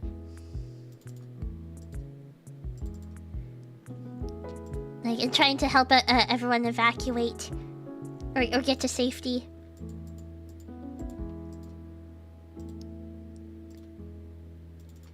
Yeah. They're doing their best to protect everybody.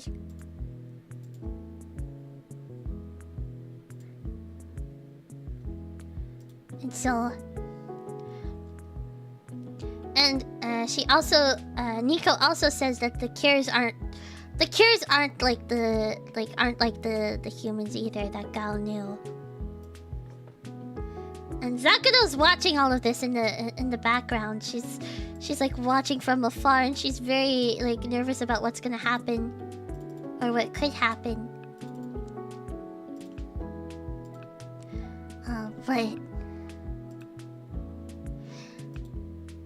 But it doesn't matter for Gal, because he doesn't care, and he wants to, like, regardless of what Nico has tried to show, no matter everyone else trying to convince him otherwise, he's still set on destroying the human world. And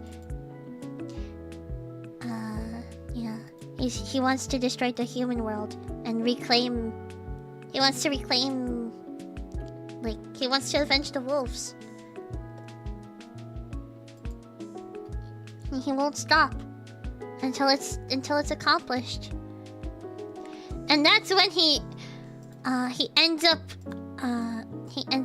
shooting a giant blast of dark energy towards Nico, and thankfully Nico was able to block it with her own power. But still, it takes a lot of focus for her to do it. And the other the Cures notice that Nico's in danger, so they're trying to try to hurry to help. But then all of a sudden, there's a Galgon that appears, and Wonderful's trying to hold on to the Galgon, and we get this silly moment where she's trying to hold on, and it's so silly. Look at her, she's doing her best. And she tries to get to calm down, but to no avail. And she's so goofy. I know. I love how silly she is. And we get this silly, this silly shot here. But thankfully, Friendly saves her. Like, it breaks her fall. I took a screenshot of this too. It was so funny. I know. It's so silly. Yeah. They Lillian, in the meantime, tries to catch the Galgons in her net, but it doesn't really work. They just rip the net, and so Friendly tries using Friendly Ribbon, her Friendly Ribbon, and it works. Until the Galgon leaps into the air and carries Friendly with him. So yeah.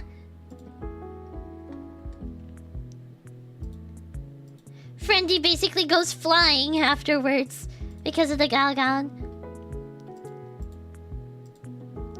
But they end up landing. They all land on the roof. Thankfully, they're all safe. They're all safe, and the Galgon is basically there, just... Yeah, he's just, like, still tied up.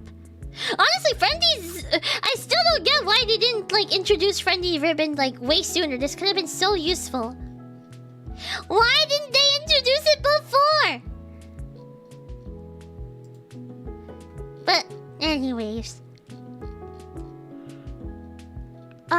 where were we?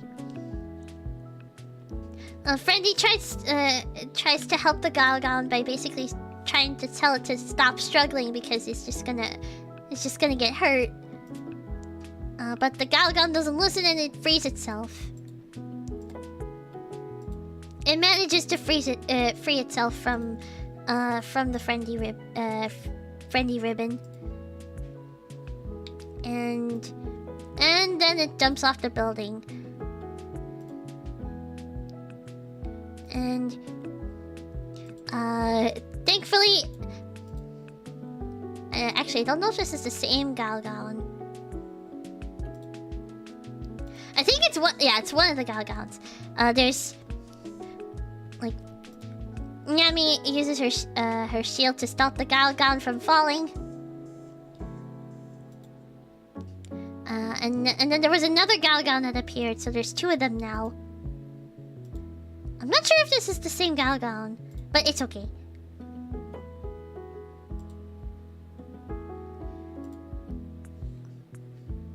And so they're trying, like, Yami and Lillian are trying their best to deal with the Galgons.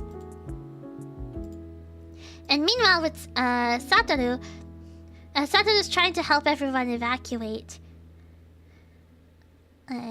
He ends up talking, he ends up helping, some of, most of the civilians try to escape. Yeah, he's doing his best too.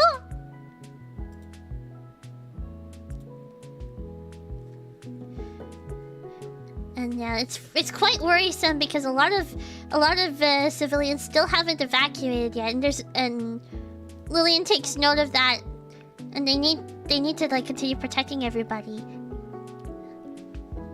And so they keep on working with that. Meanwhile, the Gal is still at it, trying to defeat Nico. The standoff is real. It's very tense.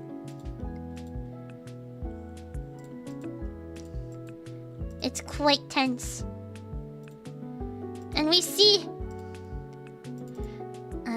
how Nico is a goddess, but she's still struggling to hold off Gao. And then Mei comes along. And he's there to help, he comes along to help Nico. Somehow. He wants to help any way he can. But then it turns out there's a cat. There's a poor little cat in the tree.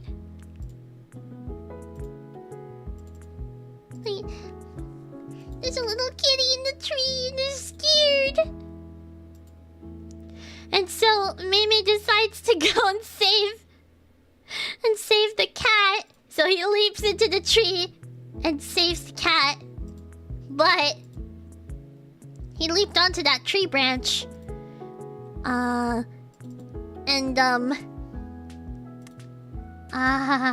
Well, that tree branch might have, oh wait, no. It wasn't the branch breaking itself. But there was dark energy that ended up hitting the tree. I thought the tree branch broke itself, but yeah, I think Gao ended up shooting dark energy at the tree, which causes both Mei and the cat to fall. And seeing this, of course, Nico wants to save her butler. She wants to save Mei and the cat, so she tries her best just to she tries her best to get help them safely land, and it works, thankfully. But because she wasn't completely focused on the shield that she had. Also, can we just look how silly Mei looks in this shot. He's so silly. But anyways, because Nico didn't have all of her focus on the shield, trying to block Gao's main attack. Hi, Nix, welcome! Yeah, Gao ends up getting the upper hand.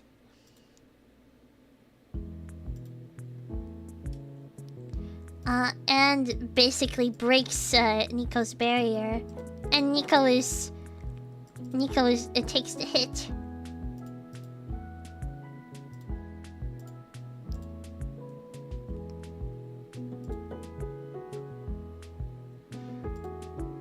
And she's flown to the ground.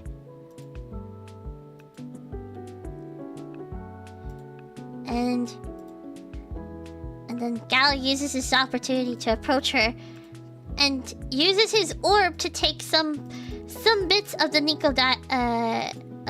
Nico's diamond power away from her. And so she's weakened even more. And this will be important in a moment. But there's something more important that's about to happen. And so Friendly and Wonderful have arrived, but they noticed it's too late.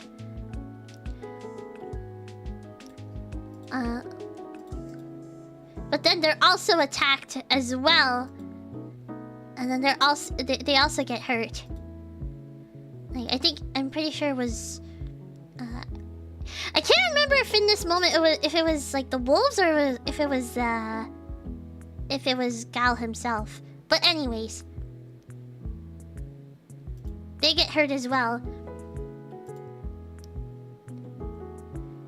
And so Nico, with some of the remaining power that she has at the moment, she uses this to try to fight back in some way.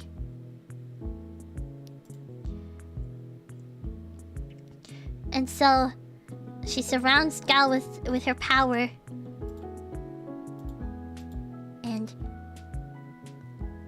And it works. It weakens him a little bit. He gets weakened, but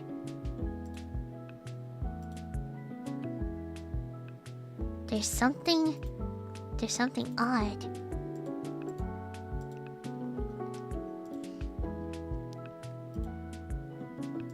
We see Gal fall,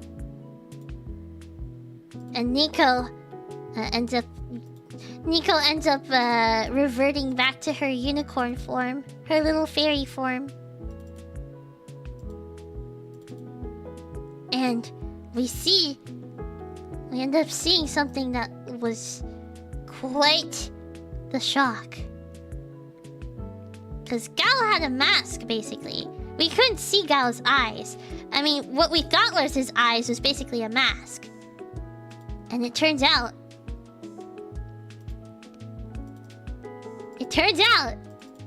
those eyes aren't quite the eyes of a wolf, are they?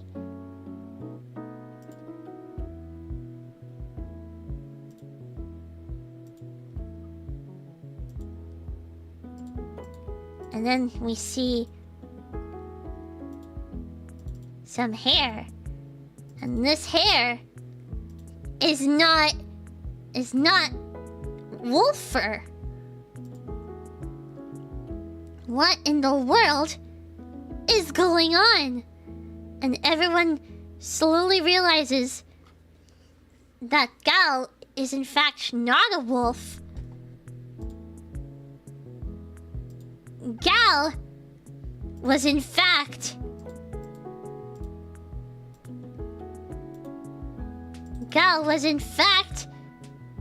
Subaru! The whole time! That was something I did not see coming, honestly. I did not think that... I thought Subaru was the one who was dead, but no! This reveal was so cool. It explained so much that was kind of weird about him, like why his mouth doesn't move when he talks. Yeah! It makes sense now! I think it got everyone, because we all thought that, like, Gal was trying to... Like, Gal had a friend, had a human friend. I thought the way things were gonna play out was that, like, Gal, you know... Like, I thought they were gonna try and convince Gal that, like... you know, like, humans... Like, there's still humans like Subaru! But it's Subaru! Subaru's the actual villain!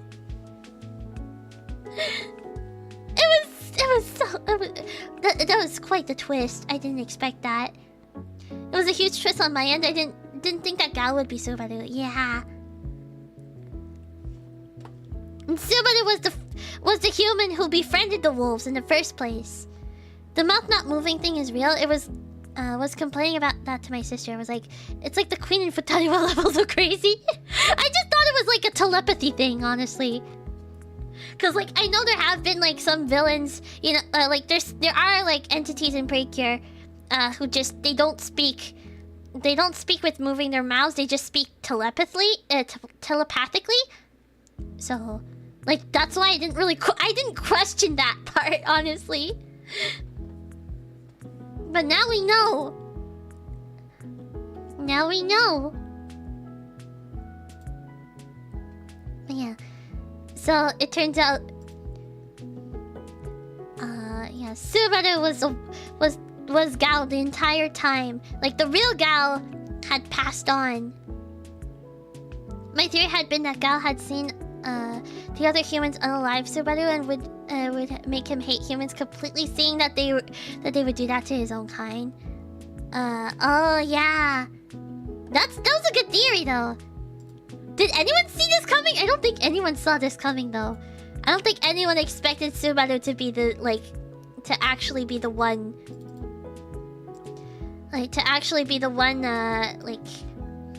who's causing all of this. But granted, Subaru's technically it's gonna get explained a little bit in a moment. But yeah, Subaru's also from like 150 years ago, so. But yeah, it'll be explained in just a little bit. And so they're quite shocked at this, and then we get some backstory. I had expected some twist, but definitely not this. Yeah, I don't think anyone was expecting this. But yeah, so Subaru explains that he wanted to spend his entire life with the wolves, and so they listen. And we see Subaru and the real Gal together. Like, Subaru really cared about the wolves, honestly. And they lived happily together. And, like, Subaru really he loved living with the wolves, and the wolves basically took him for one of their own. Honestly, he was a part of the pack. It was so sweet.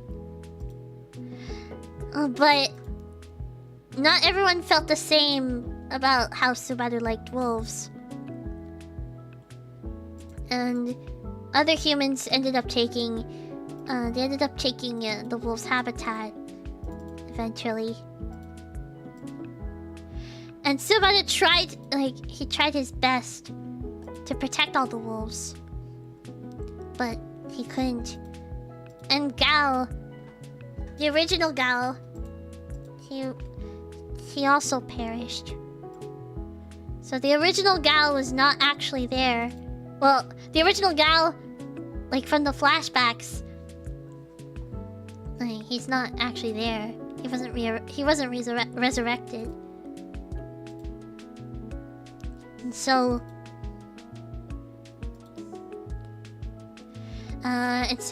after all of this time, Subaru, even after Subaru's time had even when Subaru had passed on himself, you know, because this was still 150 years ago. Subaru always had this anger within him, and this desire for revenge against what the humans had done to the wolves. And he had slept in the Toboya shrine for a long time until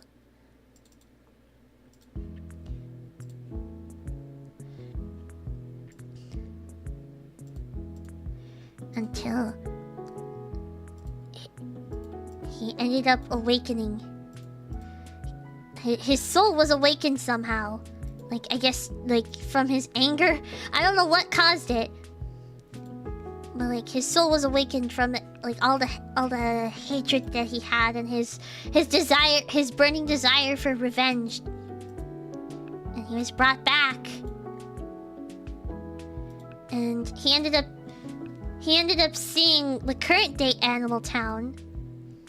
and he did not like how happy everybody was, like, with animals. Like, he basically saw this, like, basically humans are thriving still, so, like, animals must still be must be basically suffering. Basically that. That's what I'm guessing his logic was. But, like, the point still stands that he still hates his own kind. Like, he hates humans for what they've done. And he sees that they're the ones that are thriving, basically. And so he ends up going into the shrine, and that's when he ends up merging with a wolf fang that was, like, placed, I guess, for historical purposes. And it caused like, he merged and he became he gained his gal form.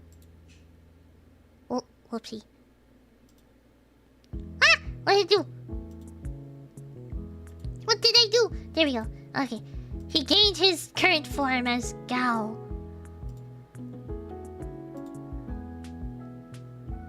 Yeah.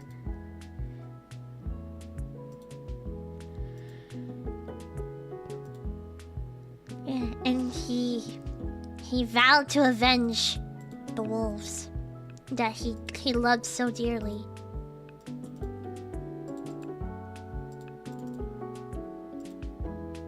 Yeah, it's quite, like, it's bittersweet, honestly, but still, like, he's mainly blinded by rage and revenge. And so Gal ends up oh wait, should I say Subaru? Subaru ends up like, using the orb once again, and this time the orb is infused with the orb does have, like, bits of Nico's power, so it's even stronger now. So yeah. And so and we see that trees start to form. Like, trees are starting to form everywhere, and it's quite clear. It's quite clear what Gal's plan is. Or, I say Gal, but it's Subaru, but you know. I really like that he has a good motivation for being the villain. Yeah, he wants revenge! He wants to avenge his friends. Although he's, like, mostly blinded by rage. But still.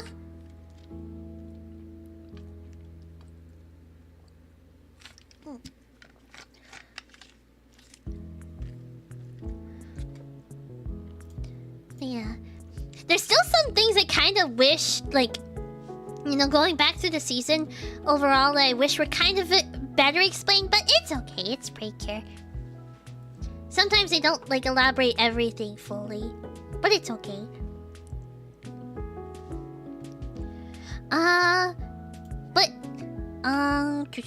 So yeah, there's trees growing all around, and Gal basically wants to...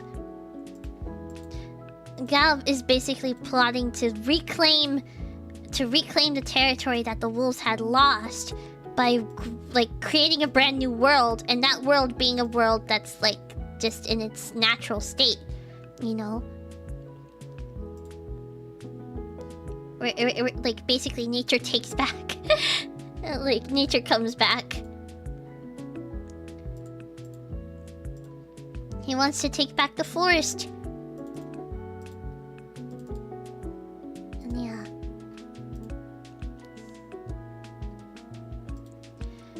And so, everyone... Nico thankfully teleports with the little bit of power she has left. She teleports everybody to a safe spot. But we can see the forest is starting to grow. And everyone is in danger. Hate to break it to you, Gal, but humans are really good at clearing forests. No! Don't say that! No! But I mean, okay, to be fair, to be fair, Gao literally has the power of a he has this orb, this powerful orb that can probably regenerate the forest over and over again. And it's infused with Nico's power, so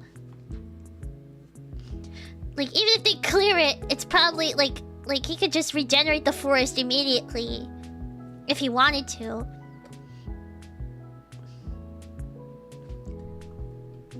But anyways,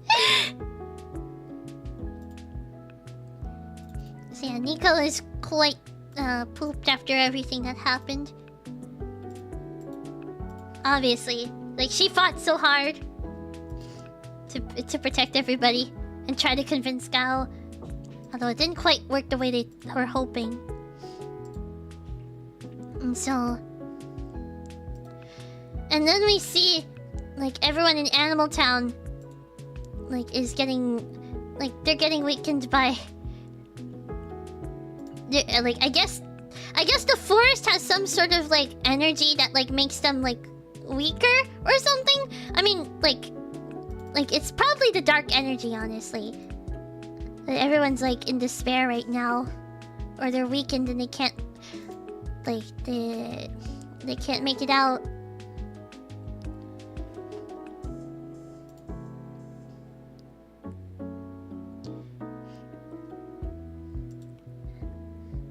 And they realize that everyone realizes that Subaru's creating his own world, and Satoru points out that he thinks, he believes that the power is indeed coming from the orb, which it is. They have to get to that orb. But before they can think of a way to get the orb, Zakuro comes in. Zakuro appears and tells them that she's not gonna let them get the orb. And Lillian points out that she thought that Zakuro didn't want to destroy Animal Town. But Zakuro basically says that she will do what Subaru she will do what Subaru wants her to do. Or what... She will go with what Subaru wants. She will fulfill his desires. And then all the Galgal... she summons the Galgons to attack the Cures. Yeah, they go after... They go after the Cures, and they're trying their best to avoid them and to try to calm them down. Yeah, it's tricky. They do their best, and they're trying to run away and trying to stop the Galgons, but it's hard. And then, basically, Wonderful and Friendly got separated from Nyami and Lillian, and Zakuro ends up facing off against Nyami. And we see just a teeny bit of a battle, but not quite. Not quite, but still. And Nyami points out that Zakuro basically knew about Subaru this whole time, and Zakuro basically admits that she did know. Well, she obviously knew. She could never mistake who she loves.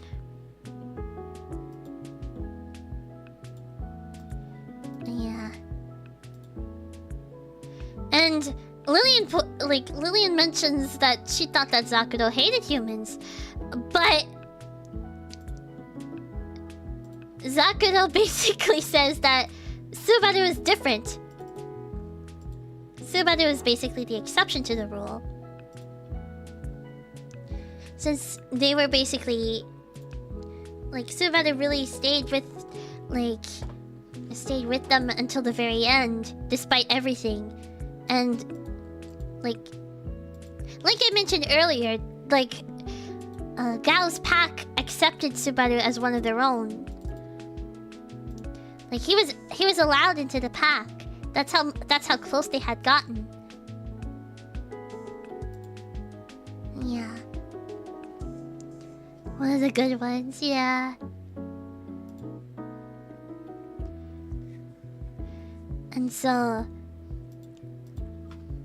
And Subaru, like, gained this power in order to, like, avenge the wolves. And so, like, she's rooting for him. And she doesn't want Subaru to have to fight alone. And that's when Friendly ends up pointing out that Subaru and Gal were friends. And that they were friends. Like, despite what happened, humans and wolves were still friends at some point. Like even if not all of the humans liked the wolves, there was still a human and wolf friendship that was formed at some point.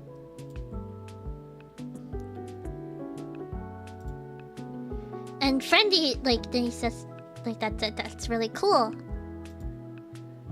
And Wonderful obviously says, it's wonderful!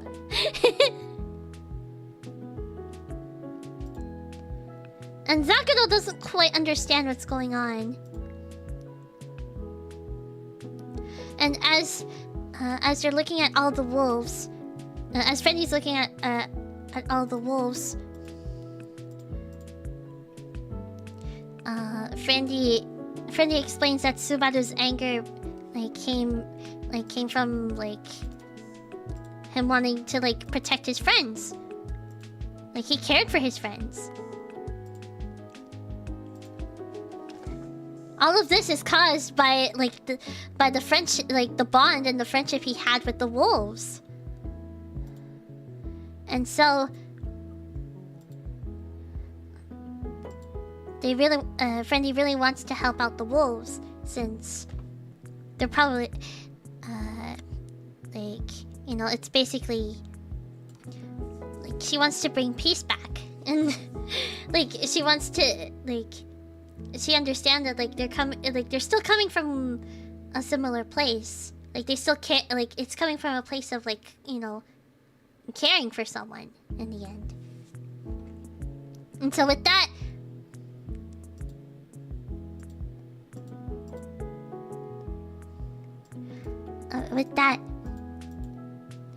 Friendly goes on to excuse me.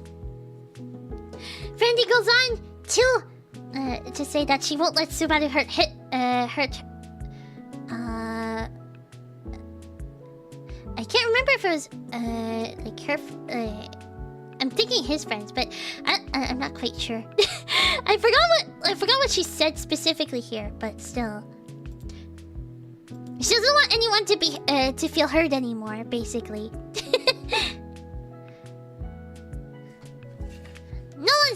No one's gonna feel hurt anymore.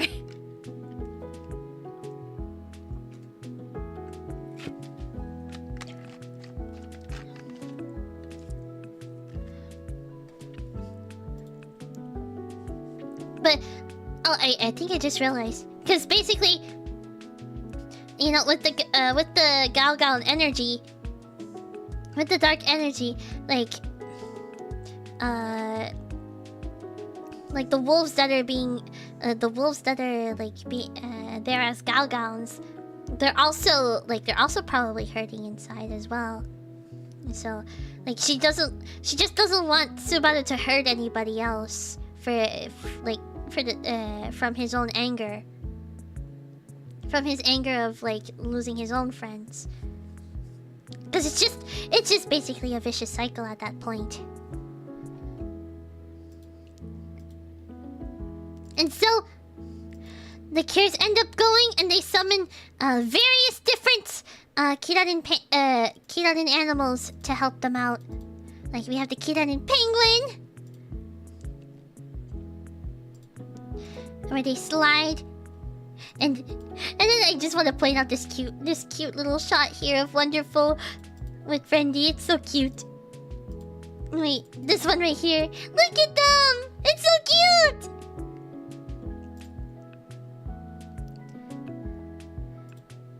Oh yeah. And so they run off, or should I say skate off. They skate away. And so they go ahead and lead the Galgons away.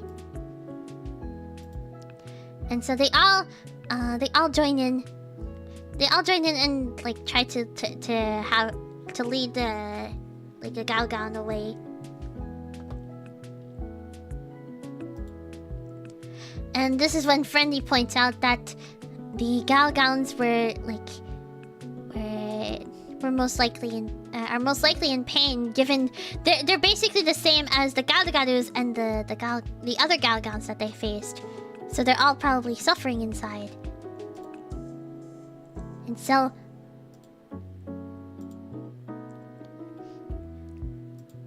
Friendly declares that like she doesn't want to see anybody in pain. Nobody deserves to be in pain. The rapid form swaps from Friendly was pretty good. It was, honestly. She like switches to the fawn, and then she switches to the lion, and she runs next to Wonderful, and it's so cool. It's a really nice moment here. Like she's running with Wonderful. And they keep going. And then I wanna just point out something here. Because there was a little animation mistake, I think. Because we see Lillian and Nyami flying like they end up flying next to Wonderful and Friendly, and I'm assuming they're supposed to have the wings, because on their own they can't fly like this. And I think there was a slight animation error. I think they forgot the wings on the Nyami and Lillian, because I think it's like in another part they showed that they had the wings. But like, I don't have the screenshot here, but yeah. They have the wings in the next shot. Yeah! They forgot the wings here! little oopsie. But it's okay. It's okay, we get the idea.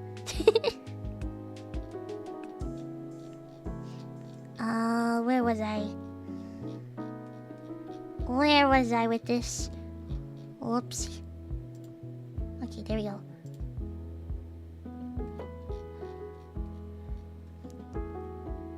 But yeah, that was a little awkward. But then, yeah, Wonderful ends up switching to the Kiranin Swan. Yeah, the Kiranin Swan ability for her, so she can fly as well. And this shot's quite pretty. Yeah. And so during all of this, Zakudo doesn't understand what in the world the Kirs are doing. And then Wonderful just comes in, and she tells Zakudo to get out of the way.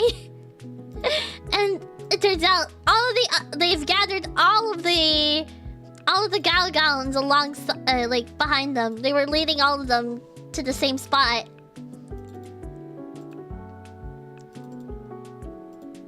They were leading all of them together.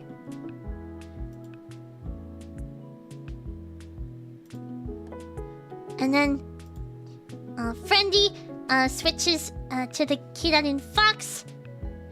And we get the return of the silliest form! Tire Wonderful! Yeah! The wheel! Tire Moogie! Yeah! Tire Moogie!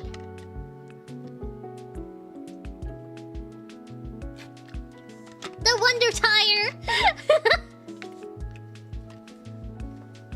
This was so good. Yeah! I really wonder why it was like it's. I wish I could have seen the Kid and Fox being used with others. I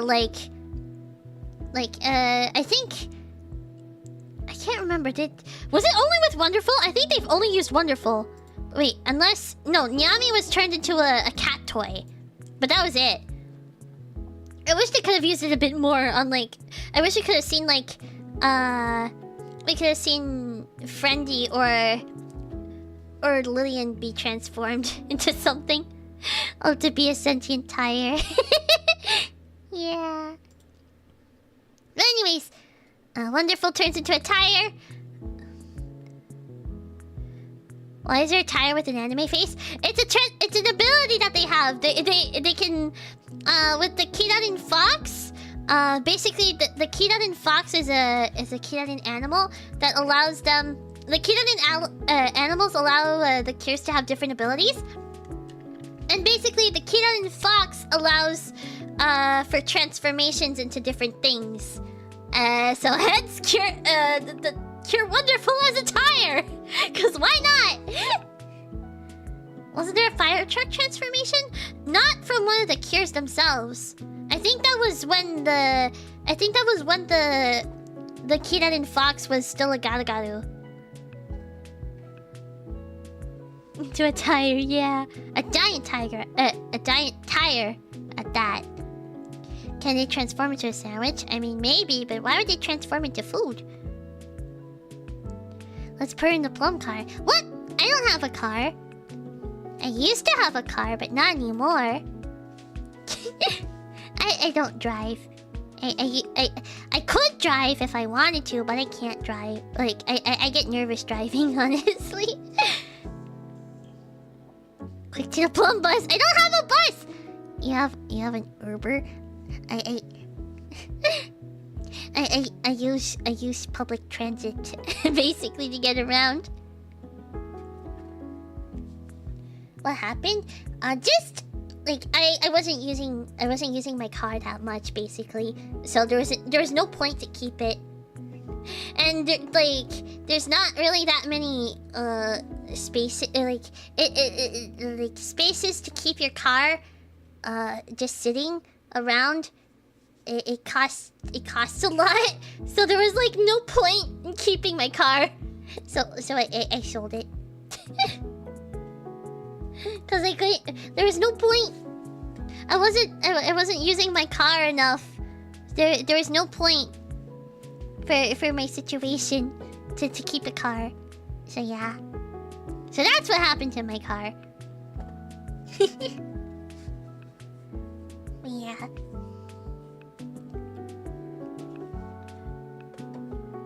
Makes sense, yeah.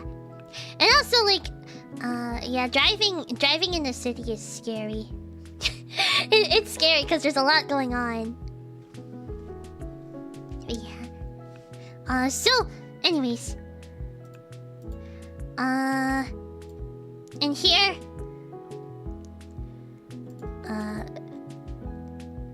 Lillian summons her Lillian net. And we get Wonderful...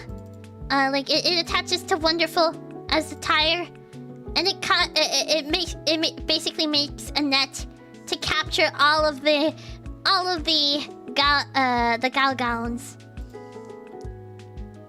And then finally, with the grand finale, Friendy uses the Kid and Bear. I think they used all of them at that point.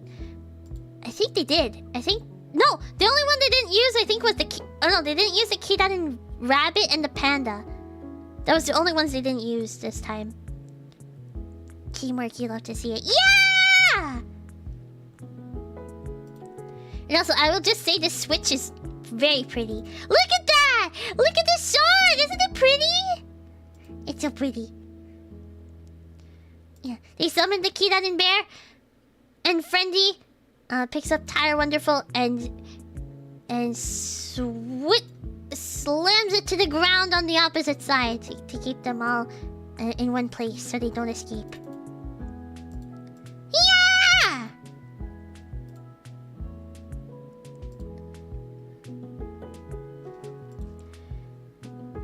And the Galgons can't do anything because they're trapped.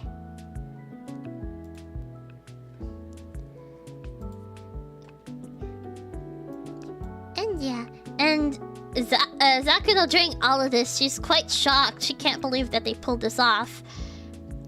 But it turns out there was one Galgon that they missed, and it goes for Friendy. It goes for Friendy, and Friendy, it basically pinned her down, and it's quite the scary moment.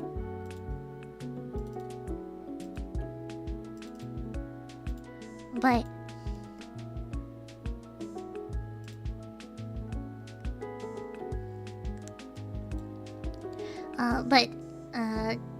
Friendy's not scared. She basically she talks to the Galgon, and she said she basically she can tell that it's feeling angry and scared and hurt, and that she wants to help him.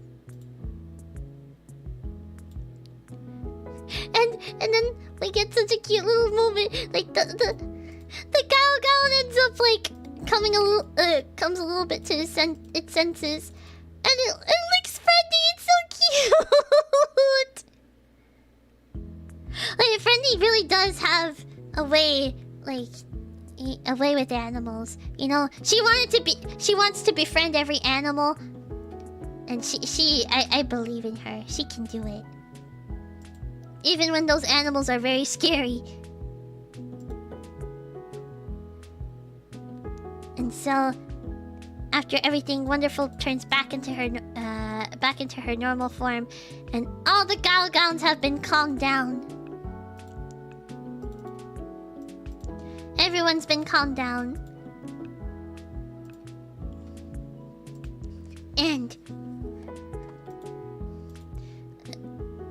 Zakudo's still kind of confused, but she's still, like, she was moved by by everything, and especially Friendy's words. Yeah. And so... And Friendy basically, she says it again. She just wants to be friends with everyone. She is Cure Friendy after all. She wants to be your friend. She's friend-shaped. But it's true, she wants to be friends with everyone and every animal. She'll always hear you out. You know? She's always there to she's always wanting to hear others out and be there for anyone.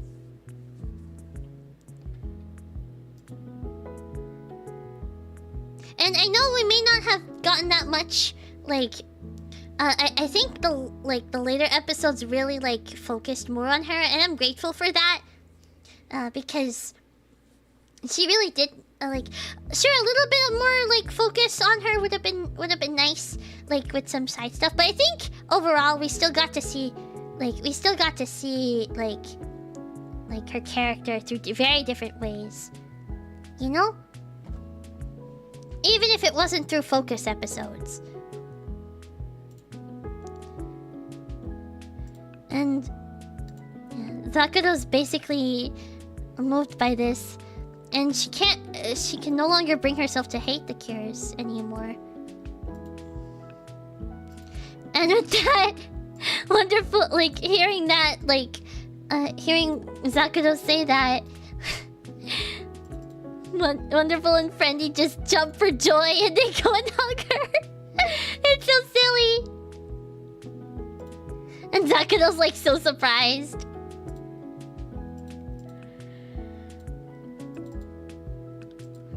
Zakudo's just shocked.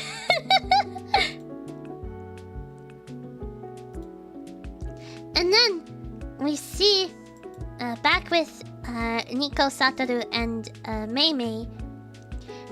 And Nico's horn lights up because Usually, well, no, her diamond lights up. Because normally that only happens when people are happy and laughing. But they're not sure who could be laughing at this point. But Daifuku knows. Daifuku always knows. Daifuku can tell. He knows. Daifuku! We love Daifuku. But yeah. And so they realize who is actually who the ones are like whom's just laughing and having fun. And yeah, everyone, both Wonderful and Friendly are very happy that Zakuro likes them. It's really cute. It's a really cute moment, honestly. They're happy that they can finally be friends with her.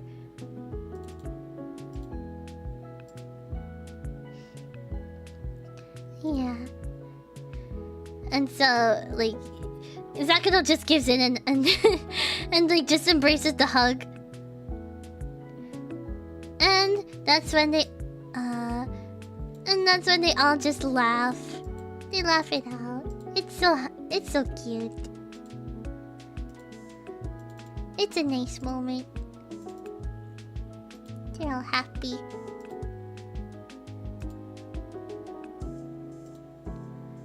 And Yami and Lillian are laughing as well. They're enjoying the moment too. Yeah! But we're not quite out of the woods just yet. But so with that being said, also Satoru, Nico, and Mei end up joining the rest. And they watch from afar. And so, with that, the Zakuro requests to be purified with the eternal Kizuna shower. And we do see her. We do see that she gets hit by the attack technically, but she does get hit by the purification. But she's the only one who didn't get purified back to their original form, which is surprising. And the Cures explain that they want her to stay until the very end. They want her to stay. It's nice. It's nice of them. And Lillian knowing her, like how Zakuro loves Subaru. Like she wants it's like she's really rooting for Zakuro.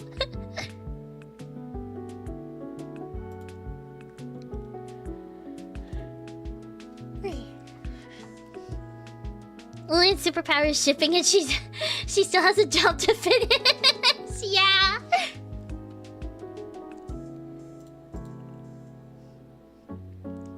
Yeah.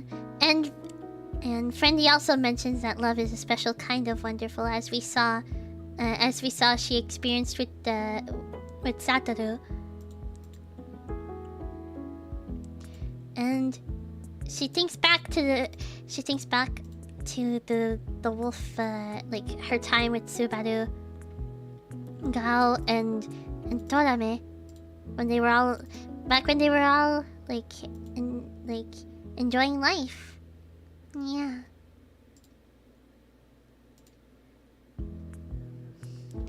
Yeah. It's bittersweet.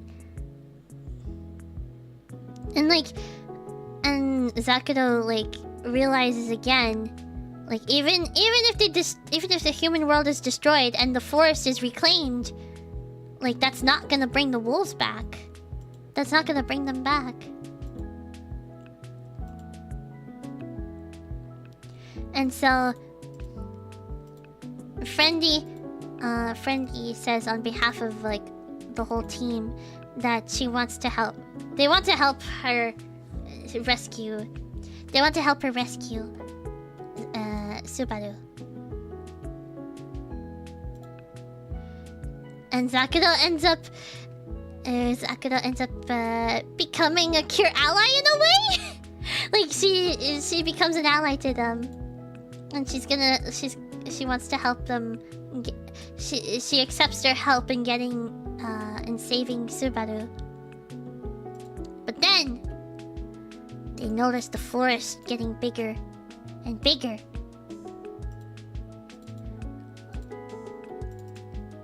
Subaru has been making the forest even larger this whole time. He's turning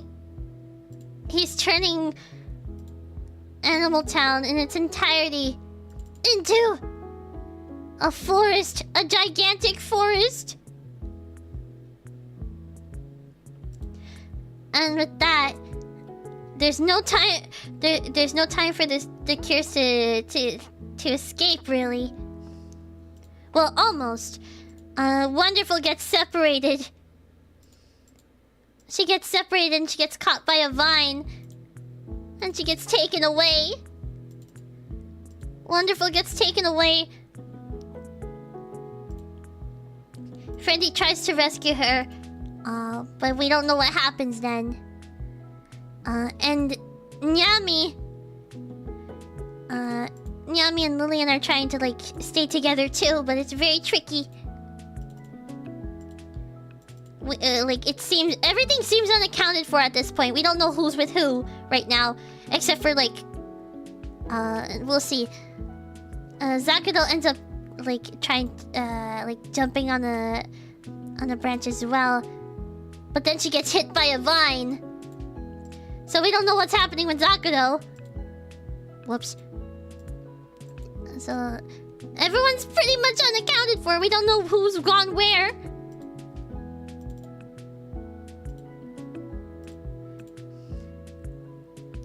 And thankfully, we at least know that Nico, Meimei, Satoru, and Daifuku are together. They managed to barely escape in time. That's all we pretty much know. They just escaped before vines overtook the rest of the area. And so the sun is back. And we see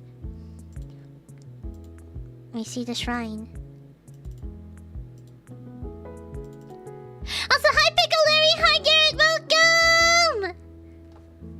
Well, streaming super late. Yeah, I'll elaborate a little bit on that in a bit. But yes, I know it is late. But yeah, we see Toboy Shrine. It looks a lot greener than normal. And we now see the Inukai residence overtaken by the forest. We see Mayu's house, Pretty Holic, also covered and overtaken by the vines. It's overtaken too.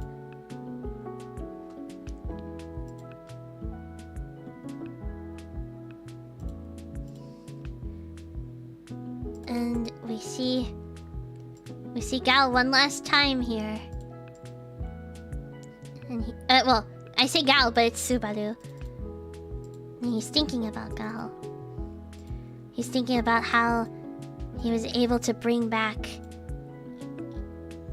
He was able to bring back the forest that Gal once loved.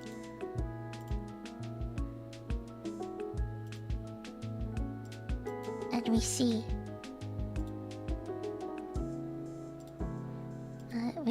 as Gal, I say Gal, but it's Subaru. As Subaru howls in the middle of the forest, we see Animal Town is now completely covered and foliage, and it's now a forest. What? Where are the cures? We don't know. Where? Like, they're most likely separated, but how they're separated, we don't know. I think Friendy's probably alone. I think Nyami and Lillian are together, but Wonderful's also alone. And Zakudo, I don't know if she's gonna be with Friendy or not, or if she's also alone. But everyone's separated now. And this leads us to whatever's gonna happen in episode 49. So yeah! That was episode 48! Only Nico, Satoru, and Mimi are known to be safe. Yeah. What an ending. Yeah, that was quite the ending. That's why I'm saying I feel like this is gonna... Like, the transformation from earlier, I feel like it's gonna be... the final story-based transformation. Unless they do, like, an epilogue one. So, yeah. I can't believe we're at the final 2 episodes. And next week, not next week, but in 2 weeks, we're gonna, like, the next Precure talk is gonna be... The next Precure talk is gonna be the final one for Wonderful Precure.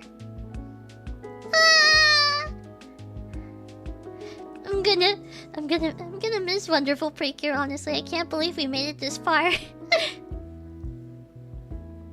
I can't believe Wonderful Precure's ending. But at least we have You and Idol Precure to look forward to. So there's that.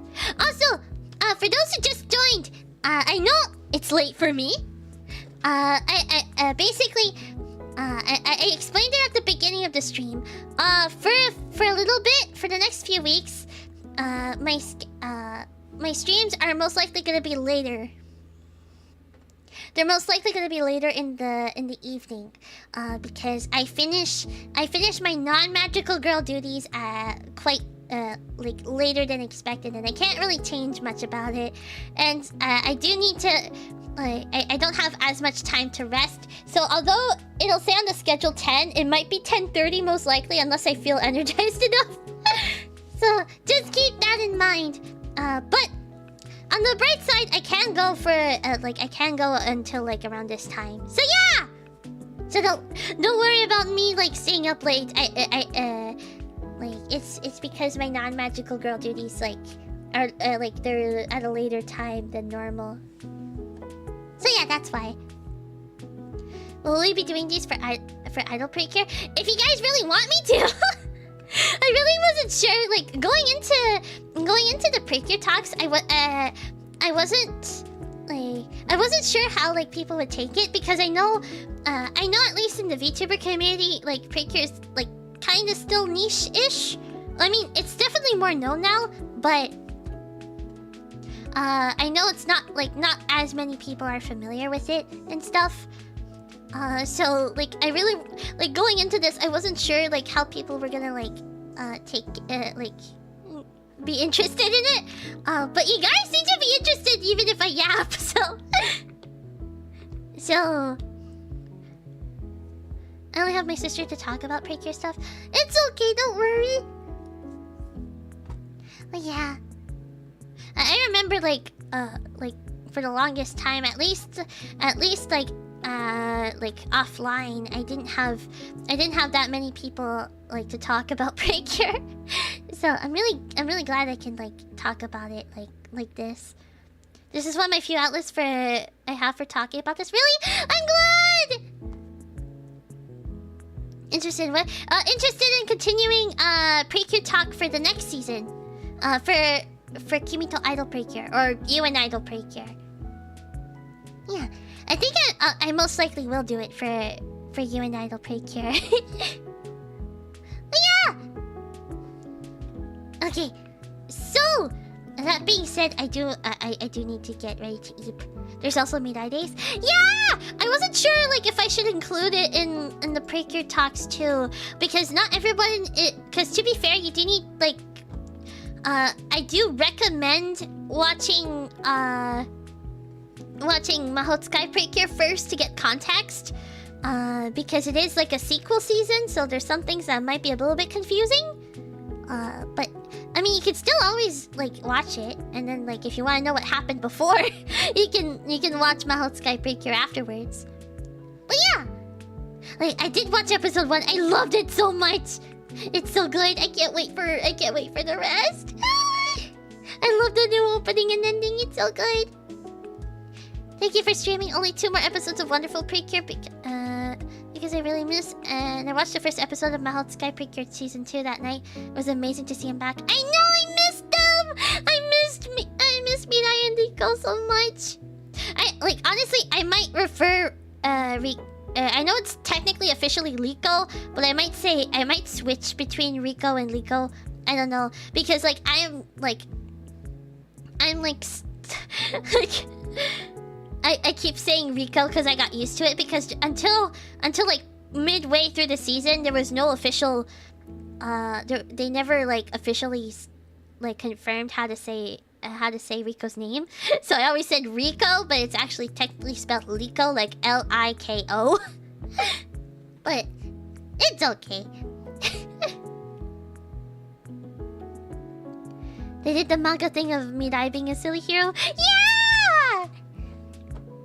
I wasn't too familiar what was in the manga, but still, like I'm glad. Honestly, it makes Mirai feel like a true magical girl in a way, you know, because she's still using magic to help even when she's not like a precure, which is it's so cool. But yeah, head pats. Thank you for the head pats. Okay, so that being said, let me tell you guys about the next few streams for the rest of this week. So,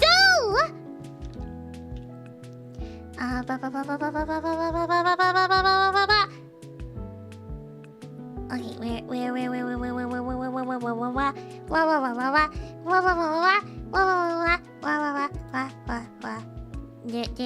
there we go. Okay, so for tomorrow we will be continuing The Legend of Zelda Echoes of Wisdom! We're gonna be going to the Elden Volcano! Yeah! And then on Thursday, we will be continuing The Legend of Zelda Majora's Mask! And this time we're gonna actually explore Great Bay and not get sidetracked. Yeah! And then on Friday we have Mario Kart 8 Deluxe. And so if you do have Mario Kart 8 and you want to play, if you do have the game, and you have Nintendo Switch Online, so you can play. Yeah! And on Saturday we have our members only watch long of Wonderful Precure for the penultimate episode. Yay! So those are the rest of the streams for today, for this week. Okay, so that being said, let me see who we can rate to finish off the night. And I do want to thank Quixie for being a member for 1 month. Thank you! And also Goddess a Date for the blue super chat. Thank you! Okay, so let's see, who can we raid tonight? I think there are some people live. I need to see.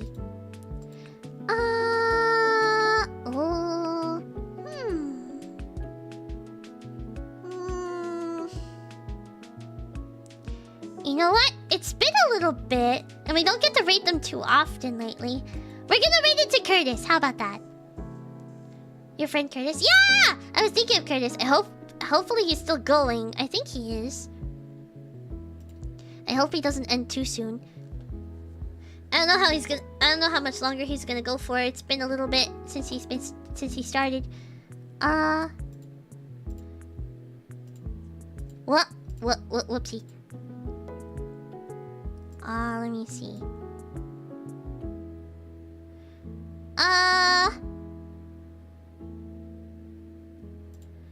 Let me see here. Curtis. Here we go.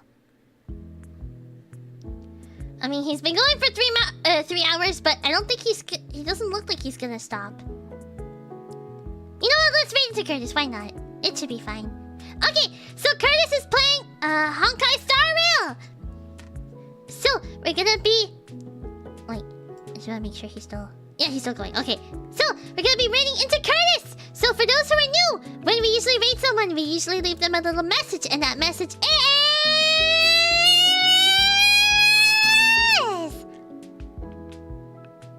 Oh, whoopsie. I thought I had it set up. Oh no! Wait. Did not. Huh? What's going on? I thought it's supposed to work. Why is it not working? But anyways, I'll just paste it manually. Maybe I have to see. Or maybe I have to update my stream deck, maybe. But when we read someone, we leave them a little message. And that message is Miracle Twinkle Raid! Okay, so we're gonna be raiding into Curtis. So please make sure to follow his rules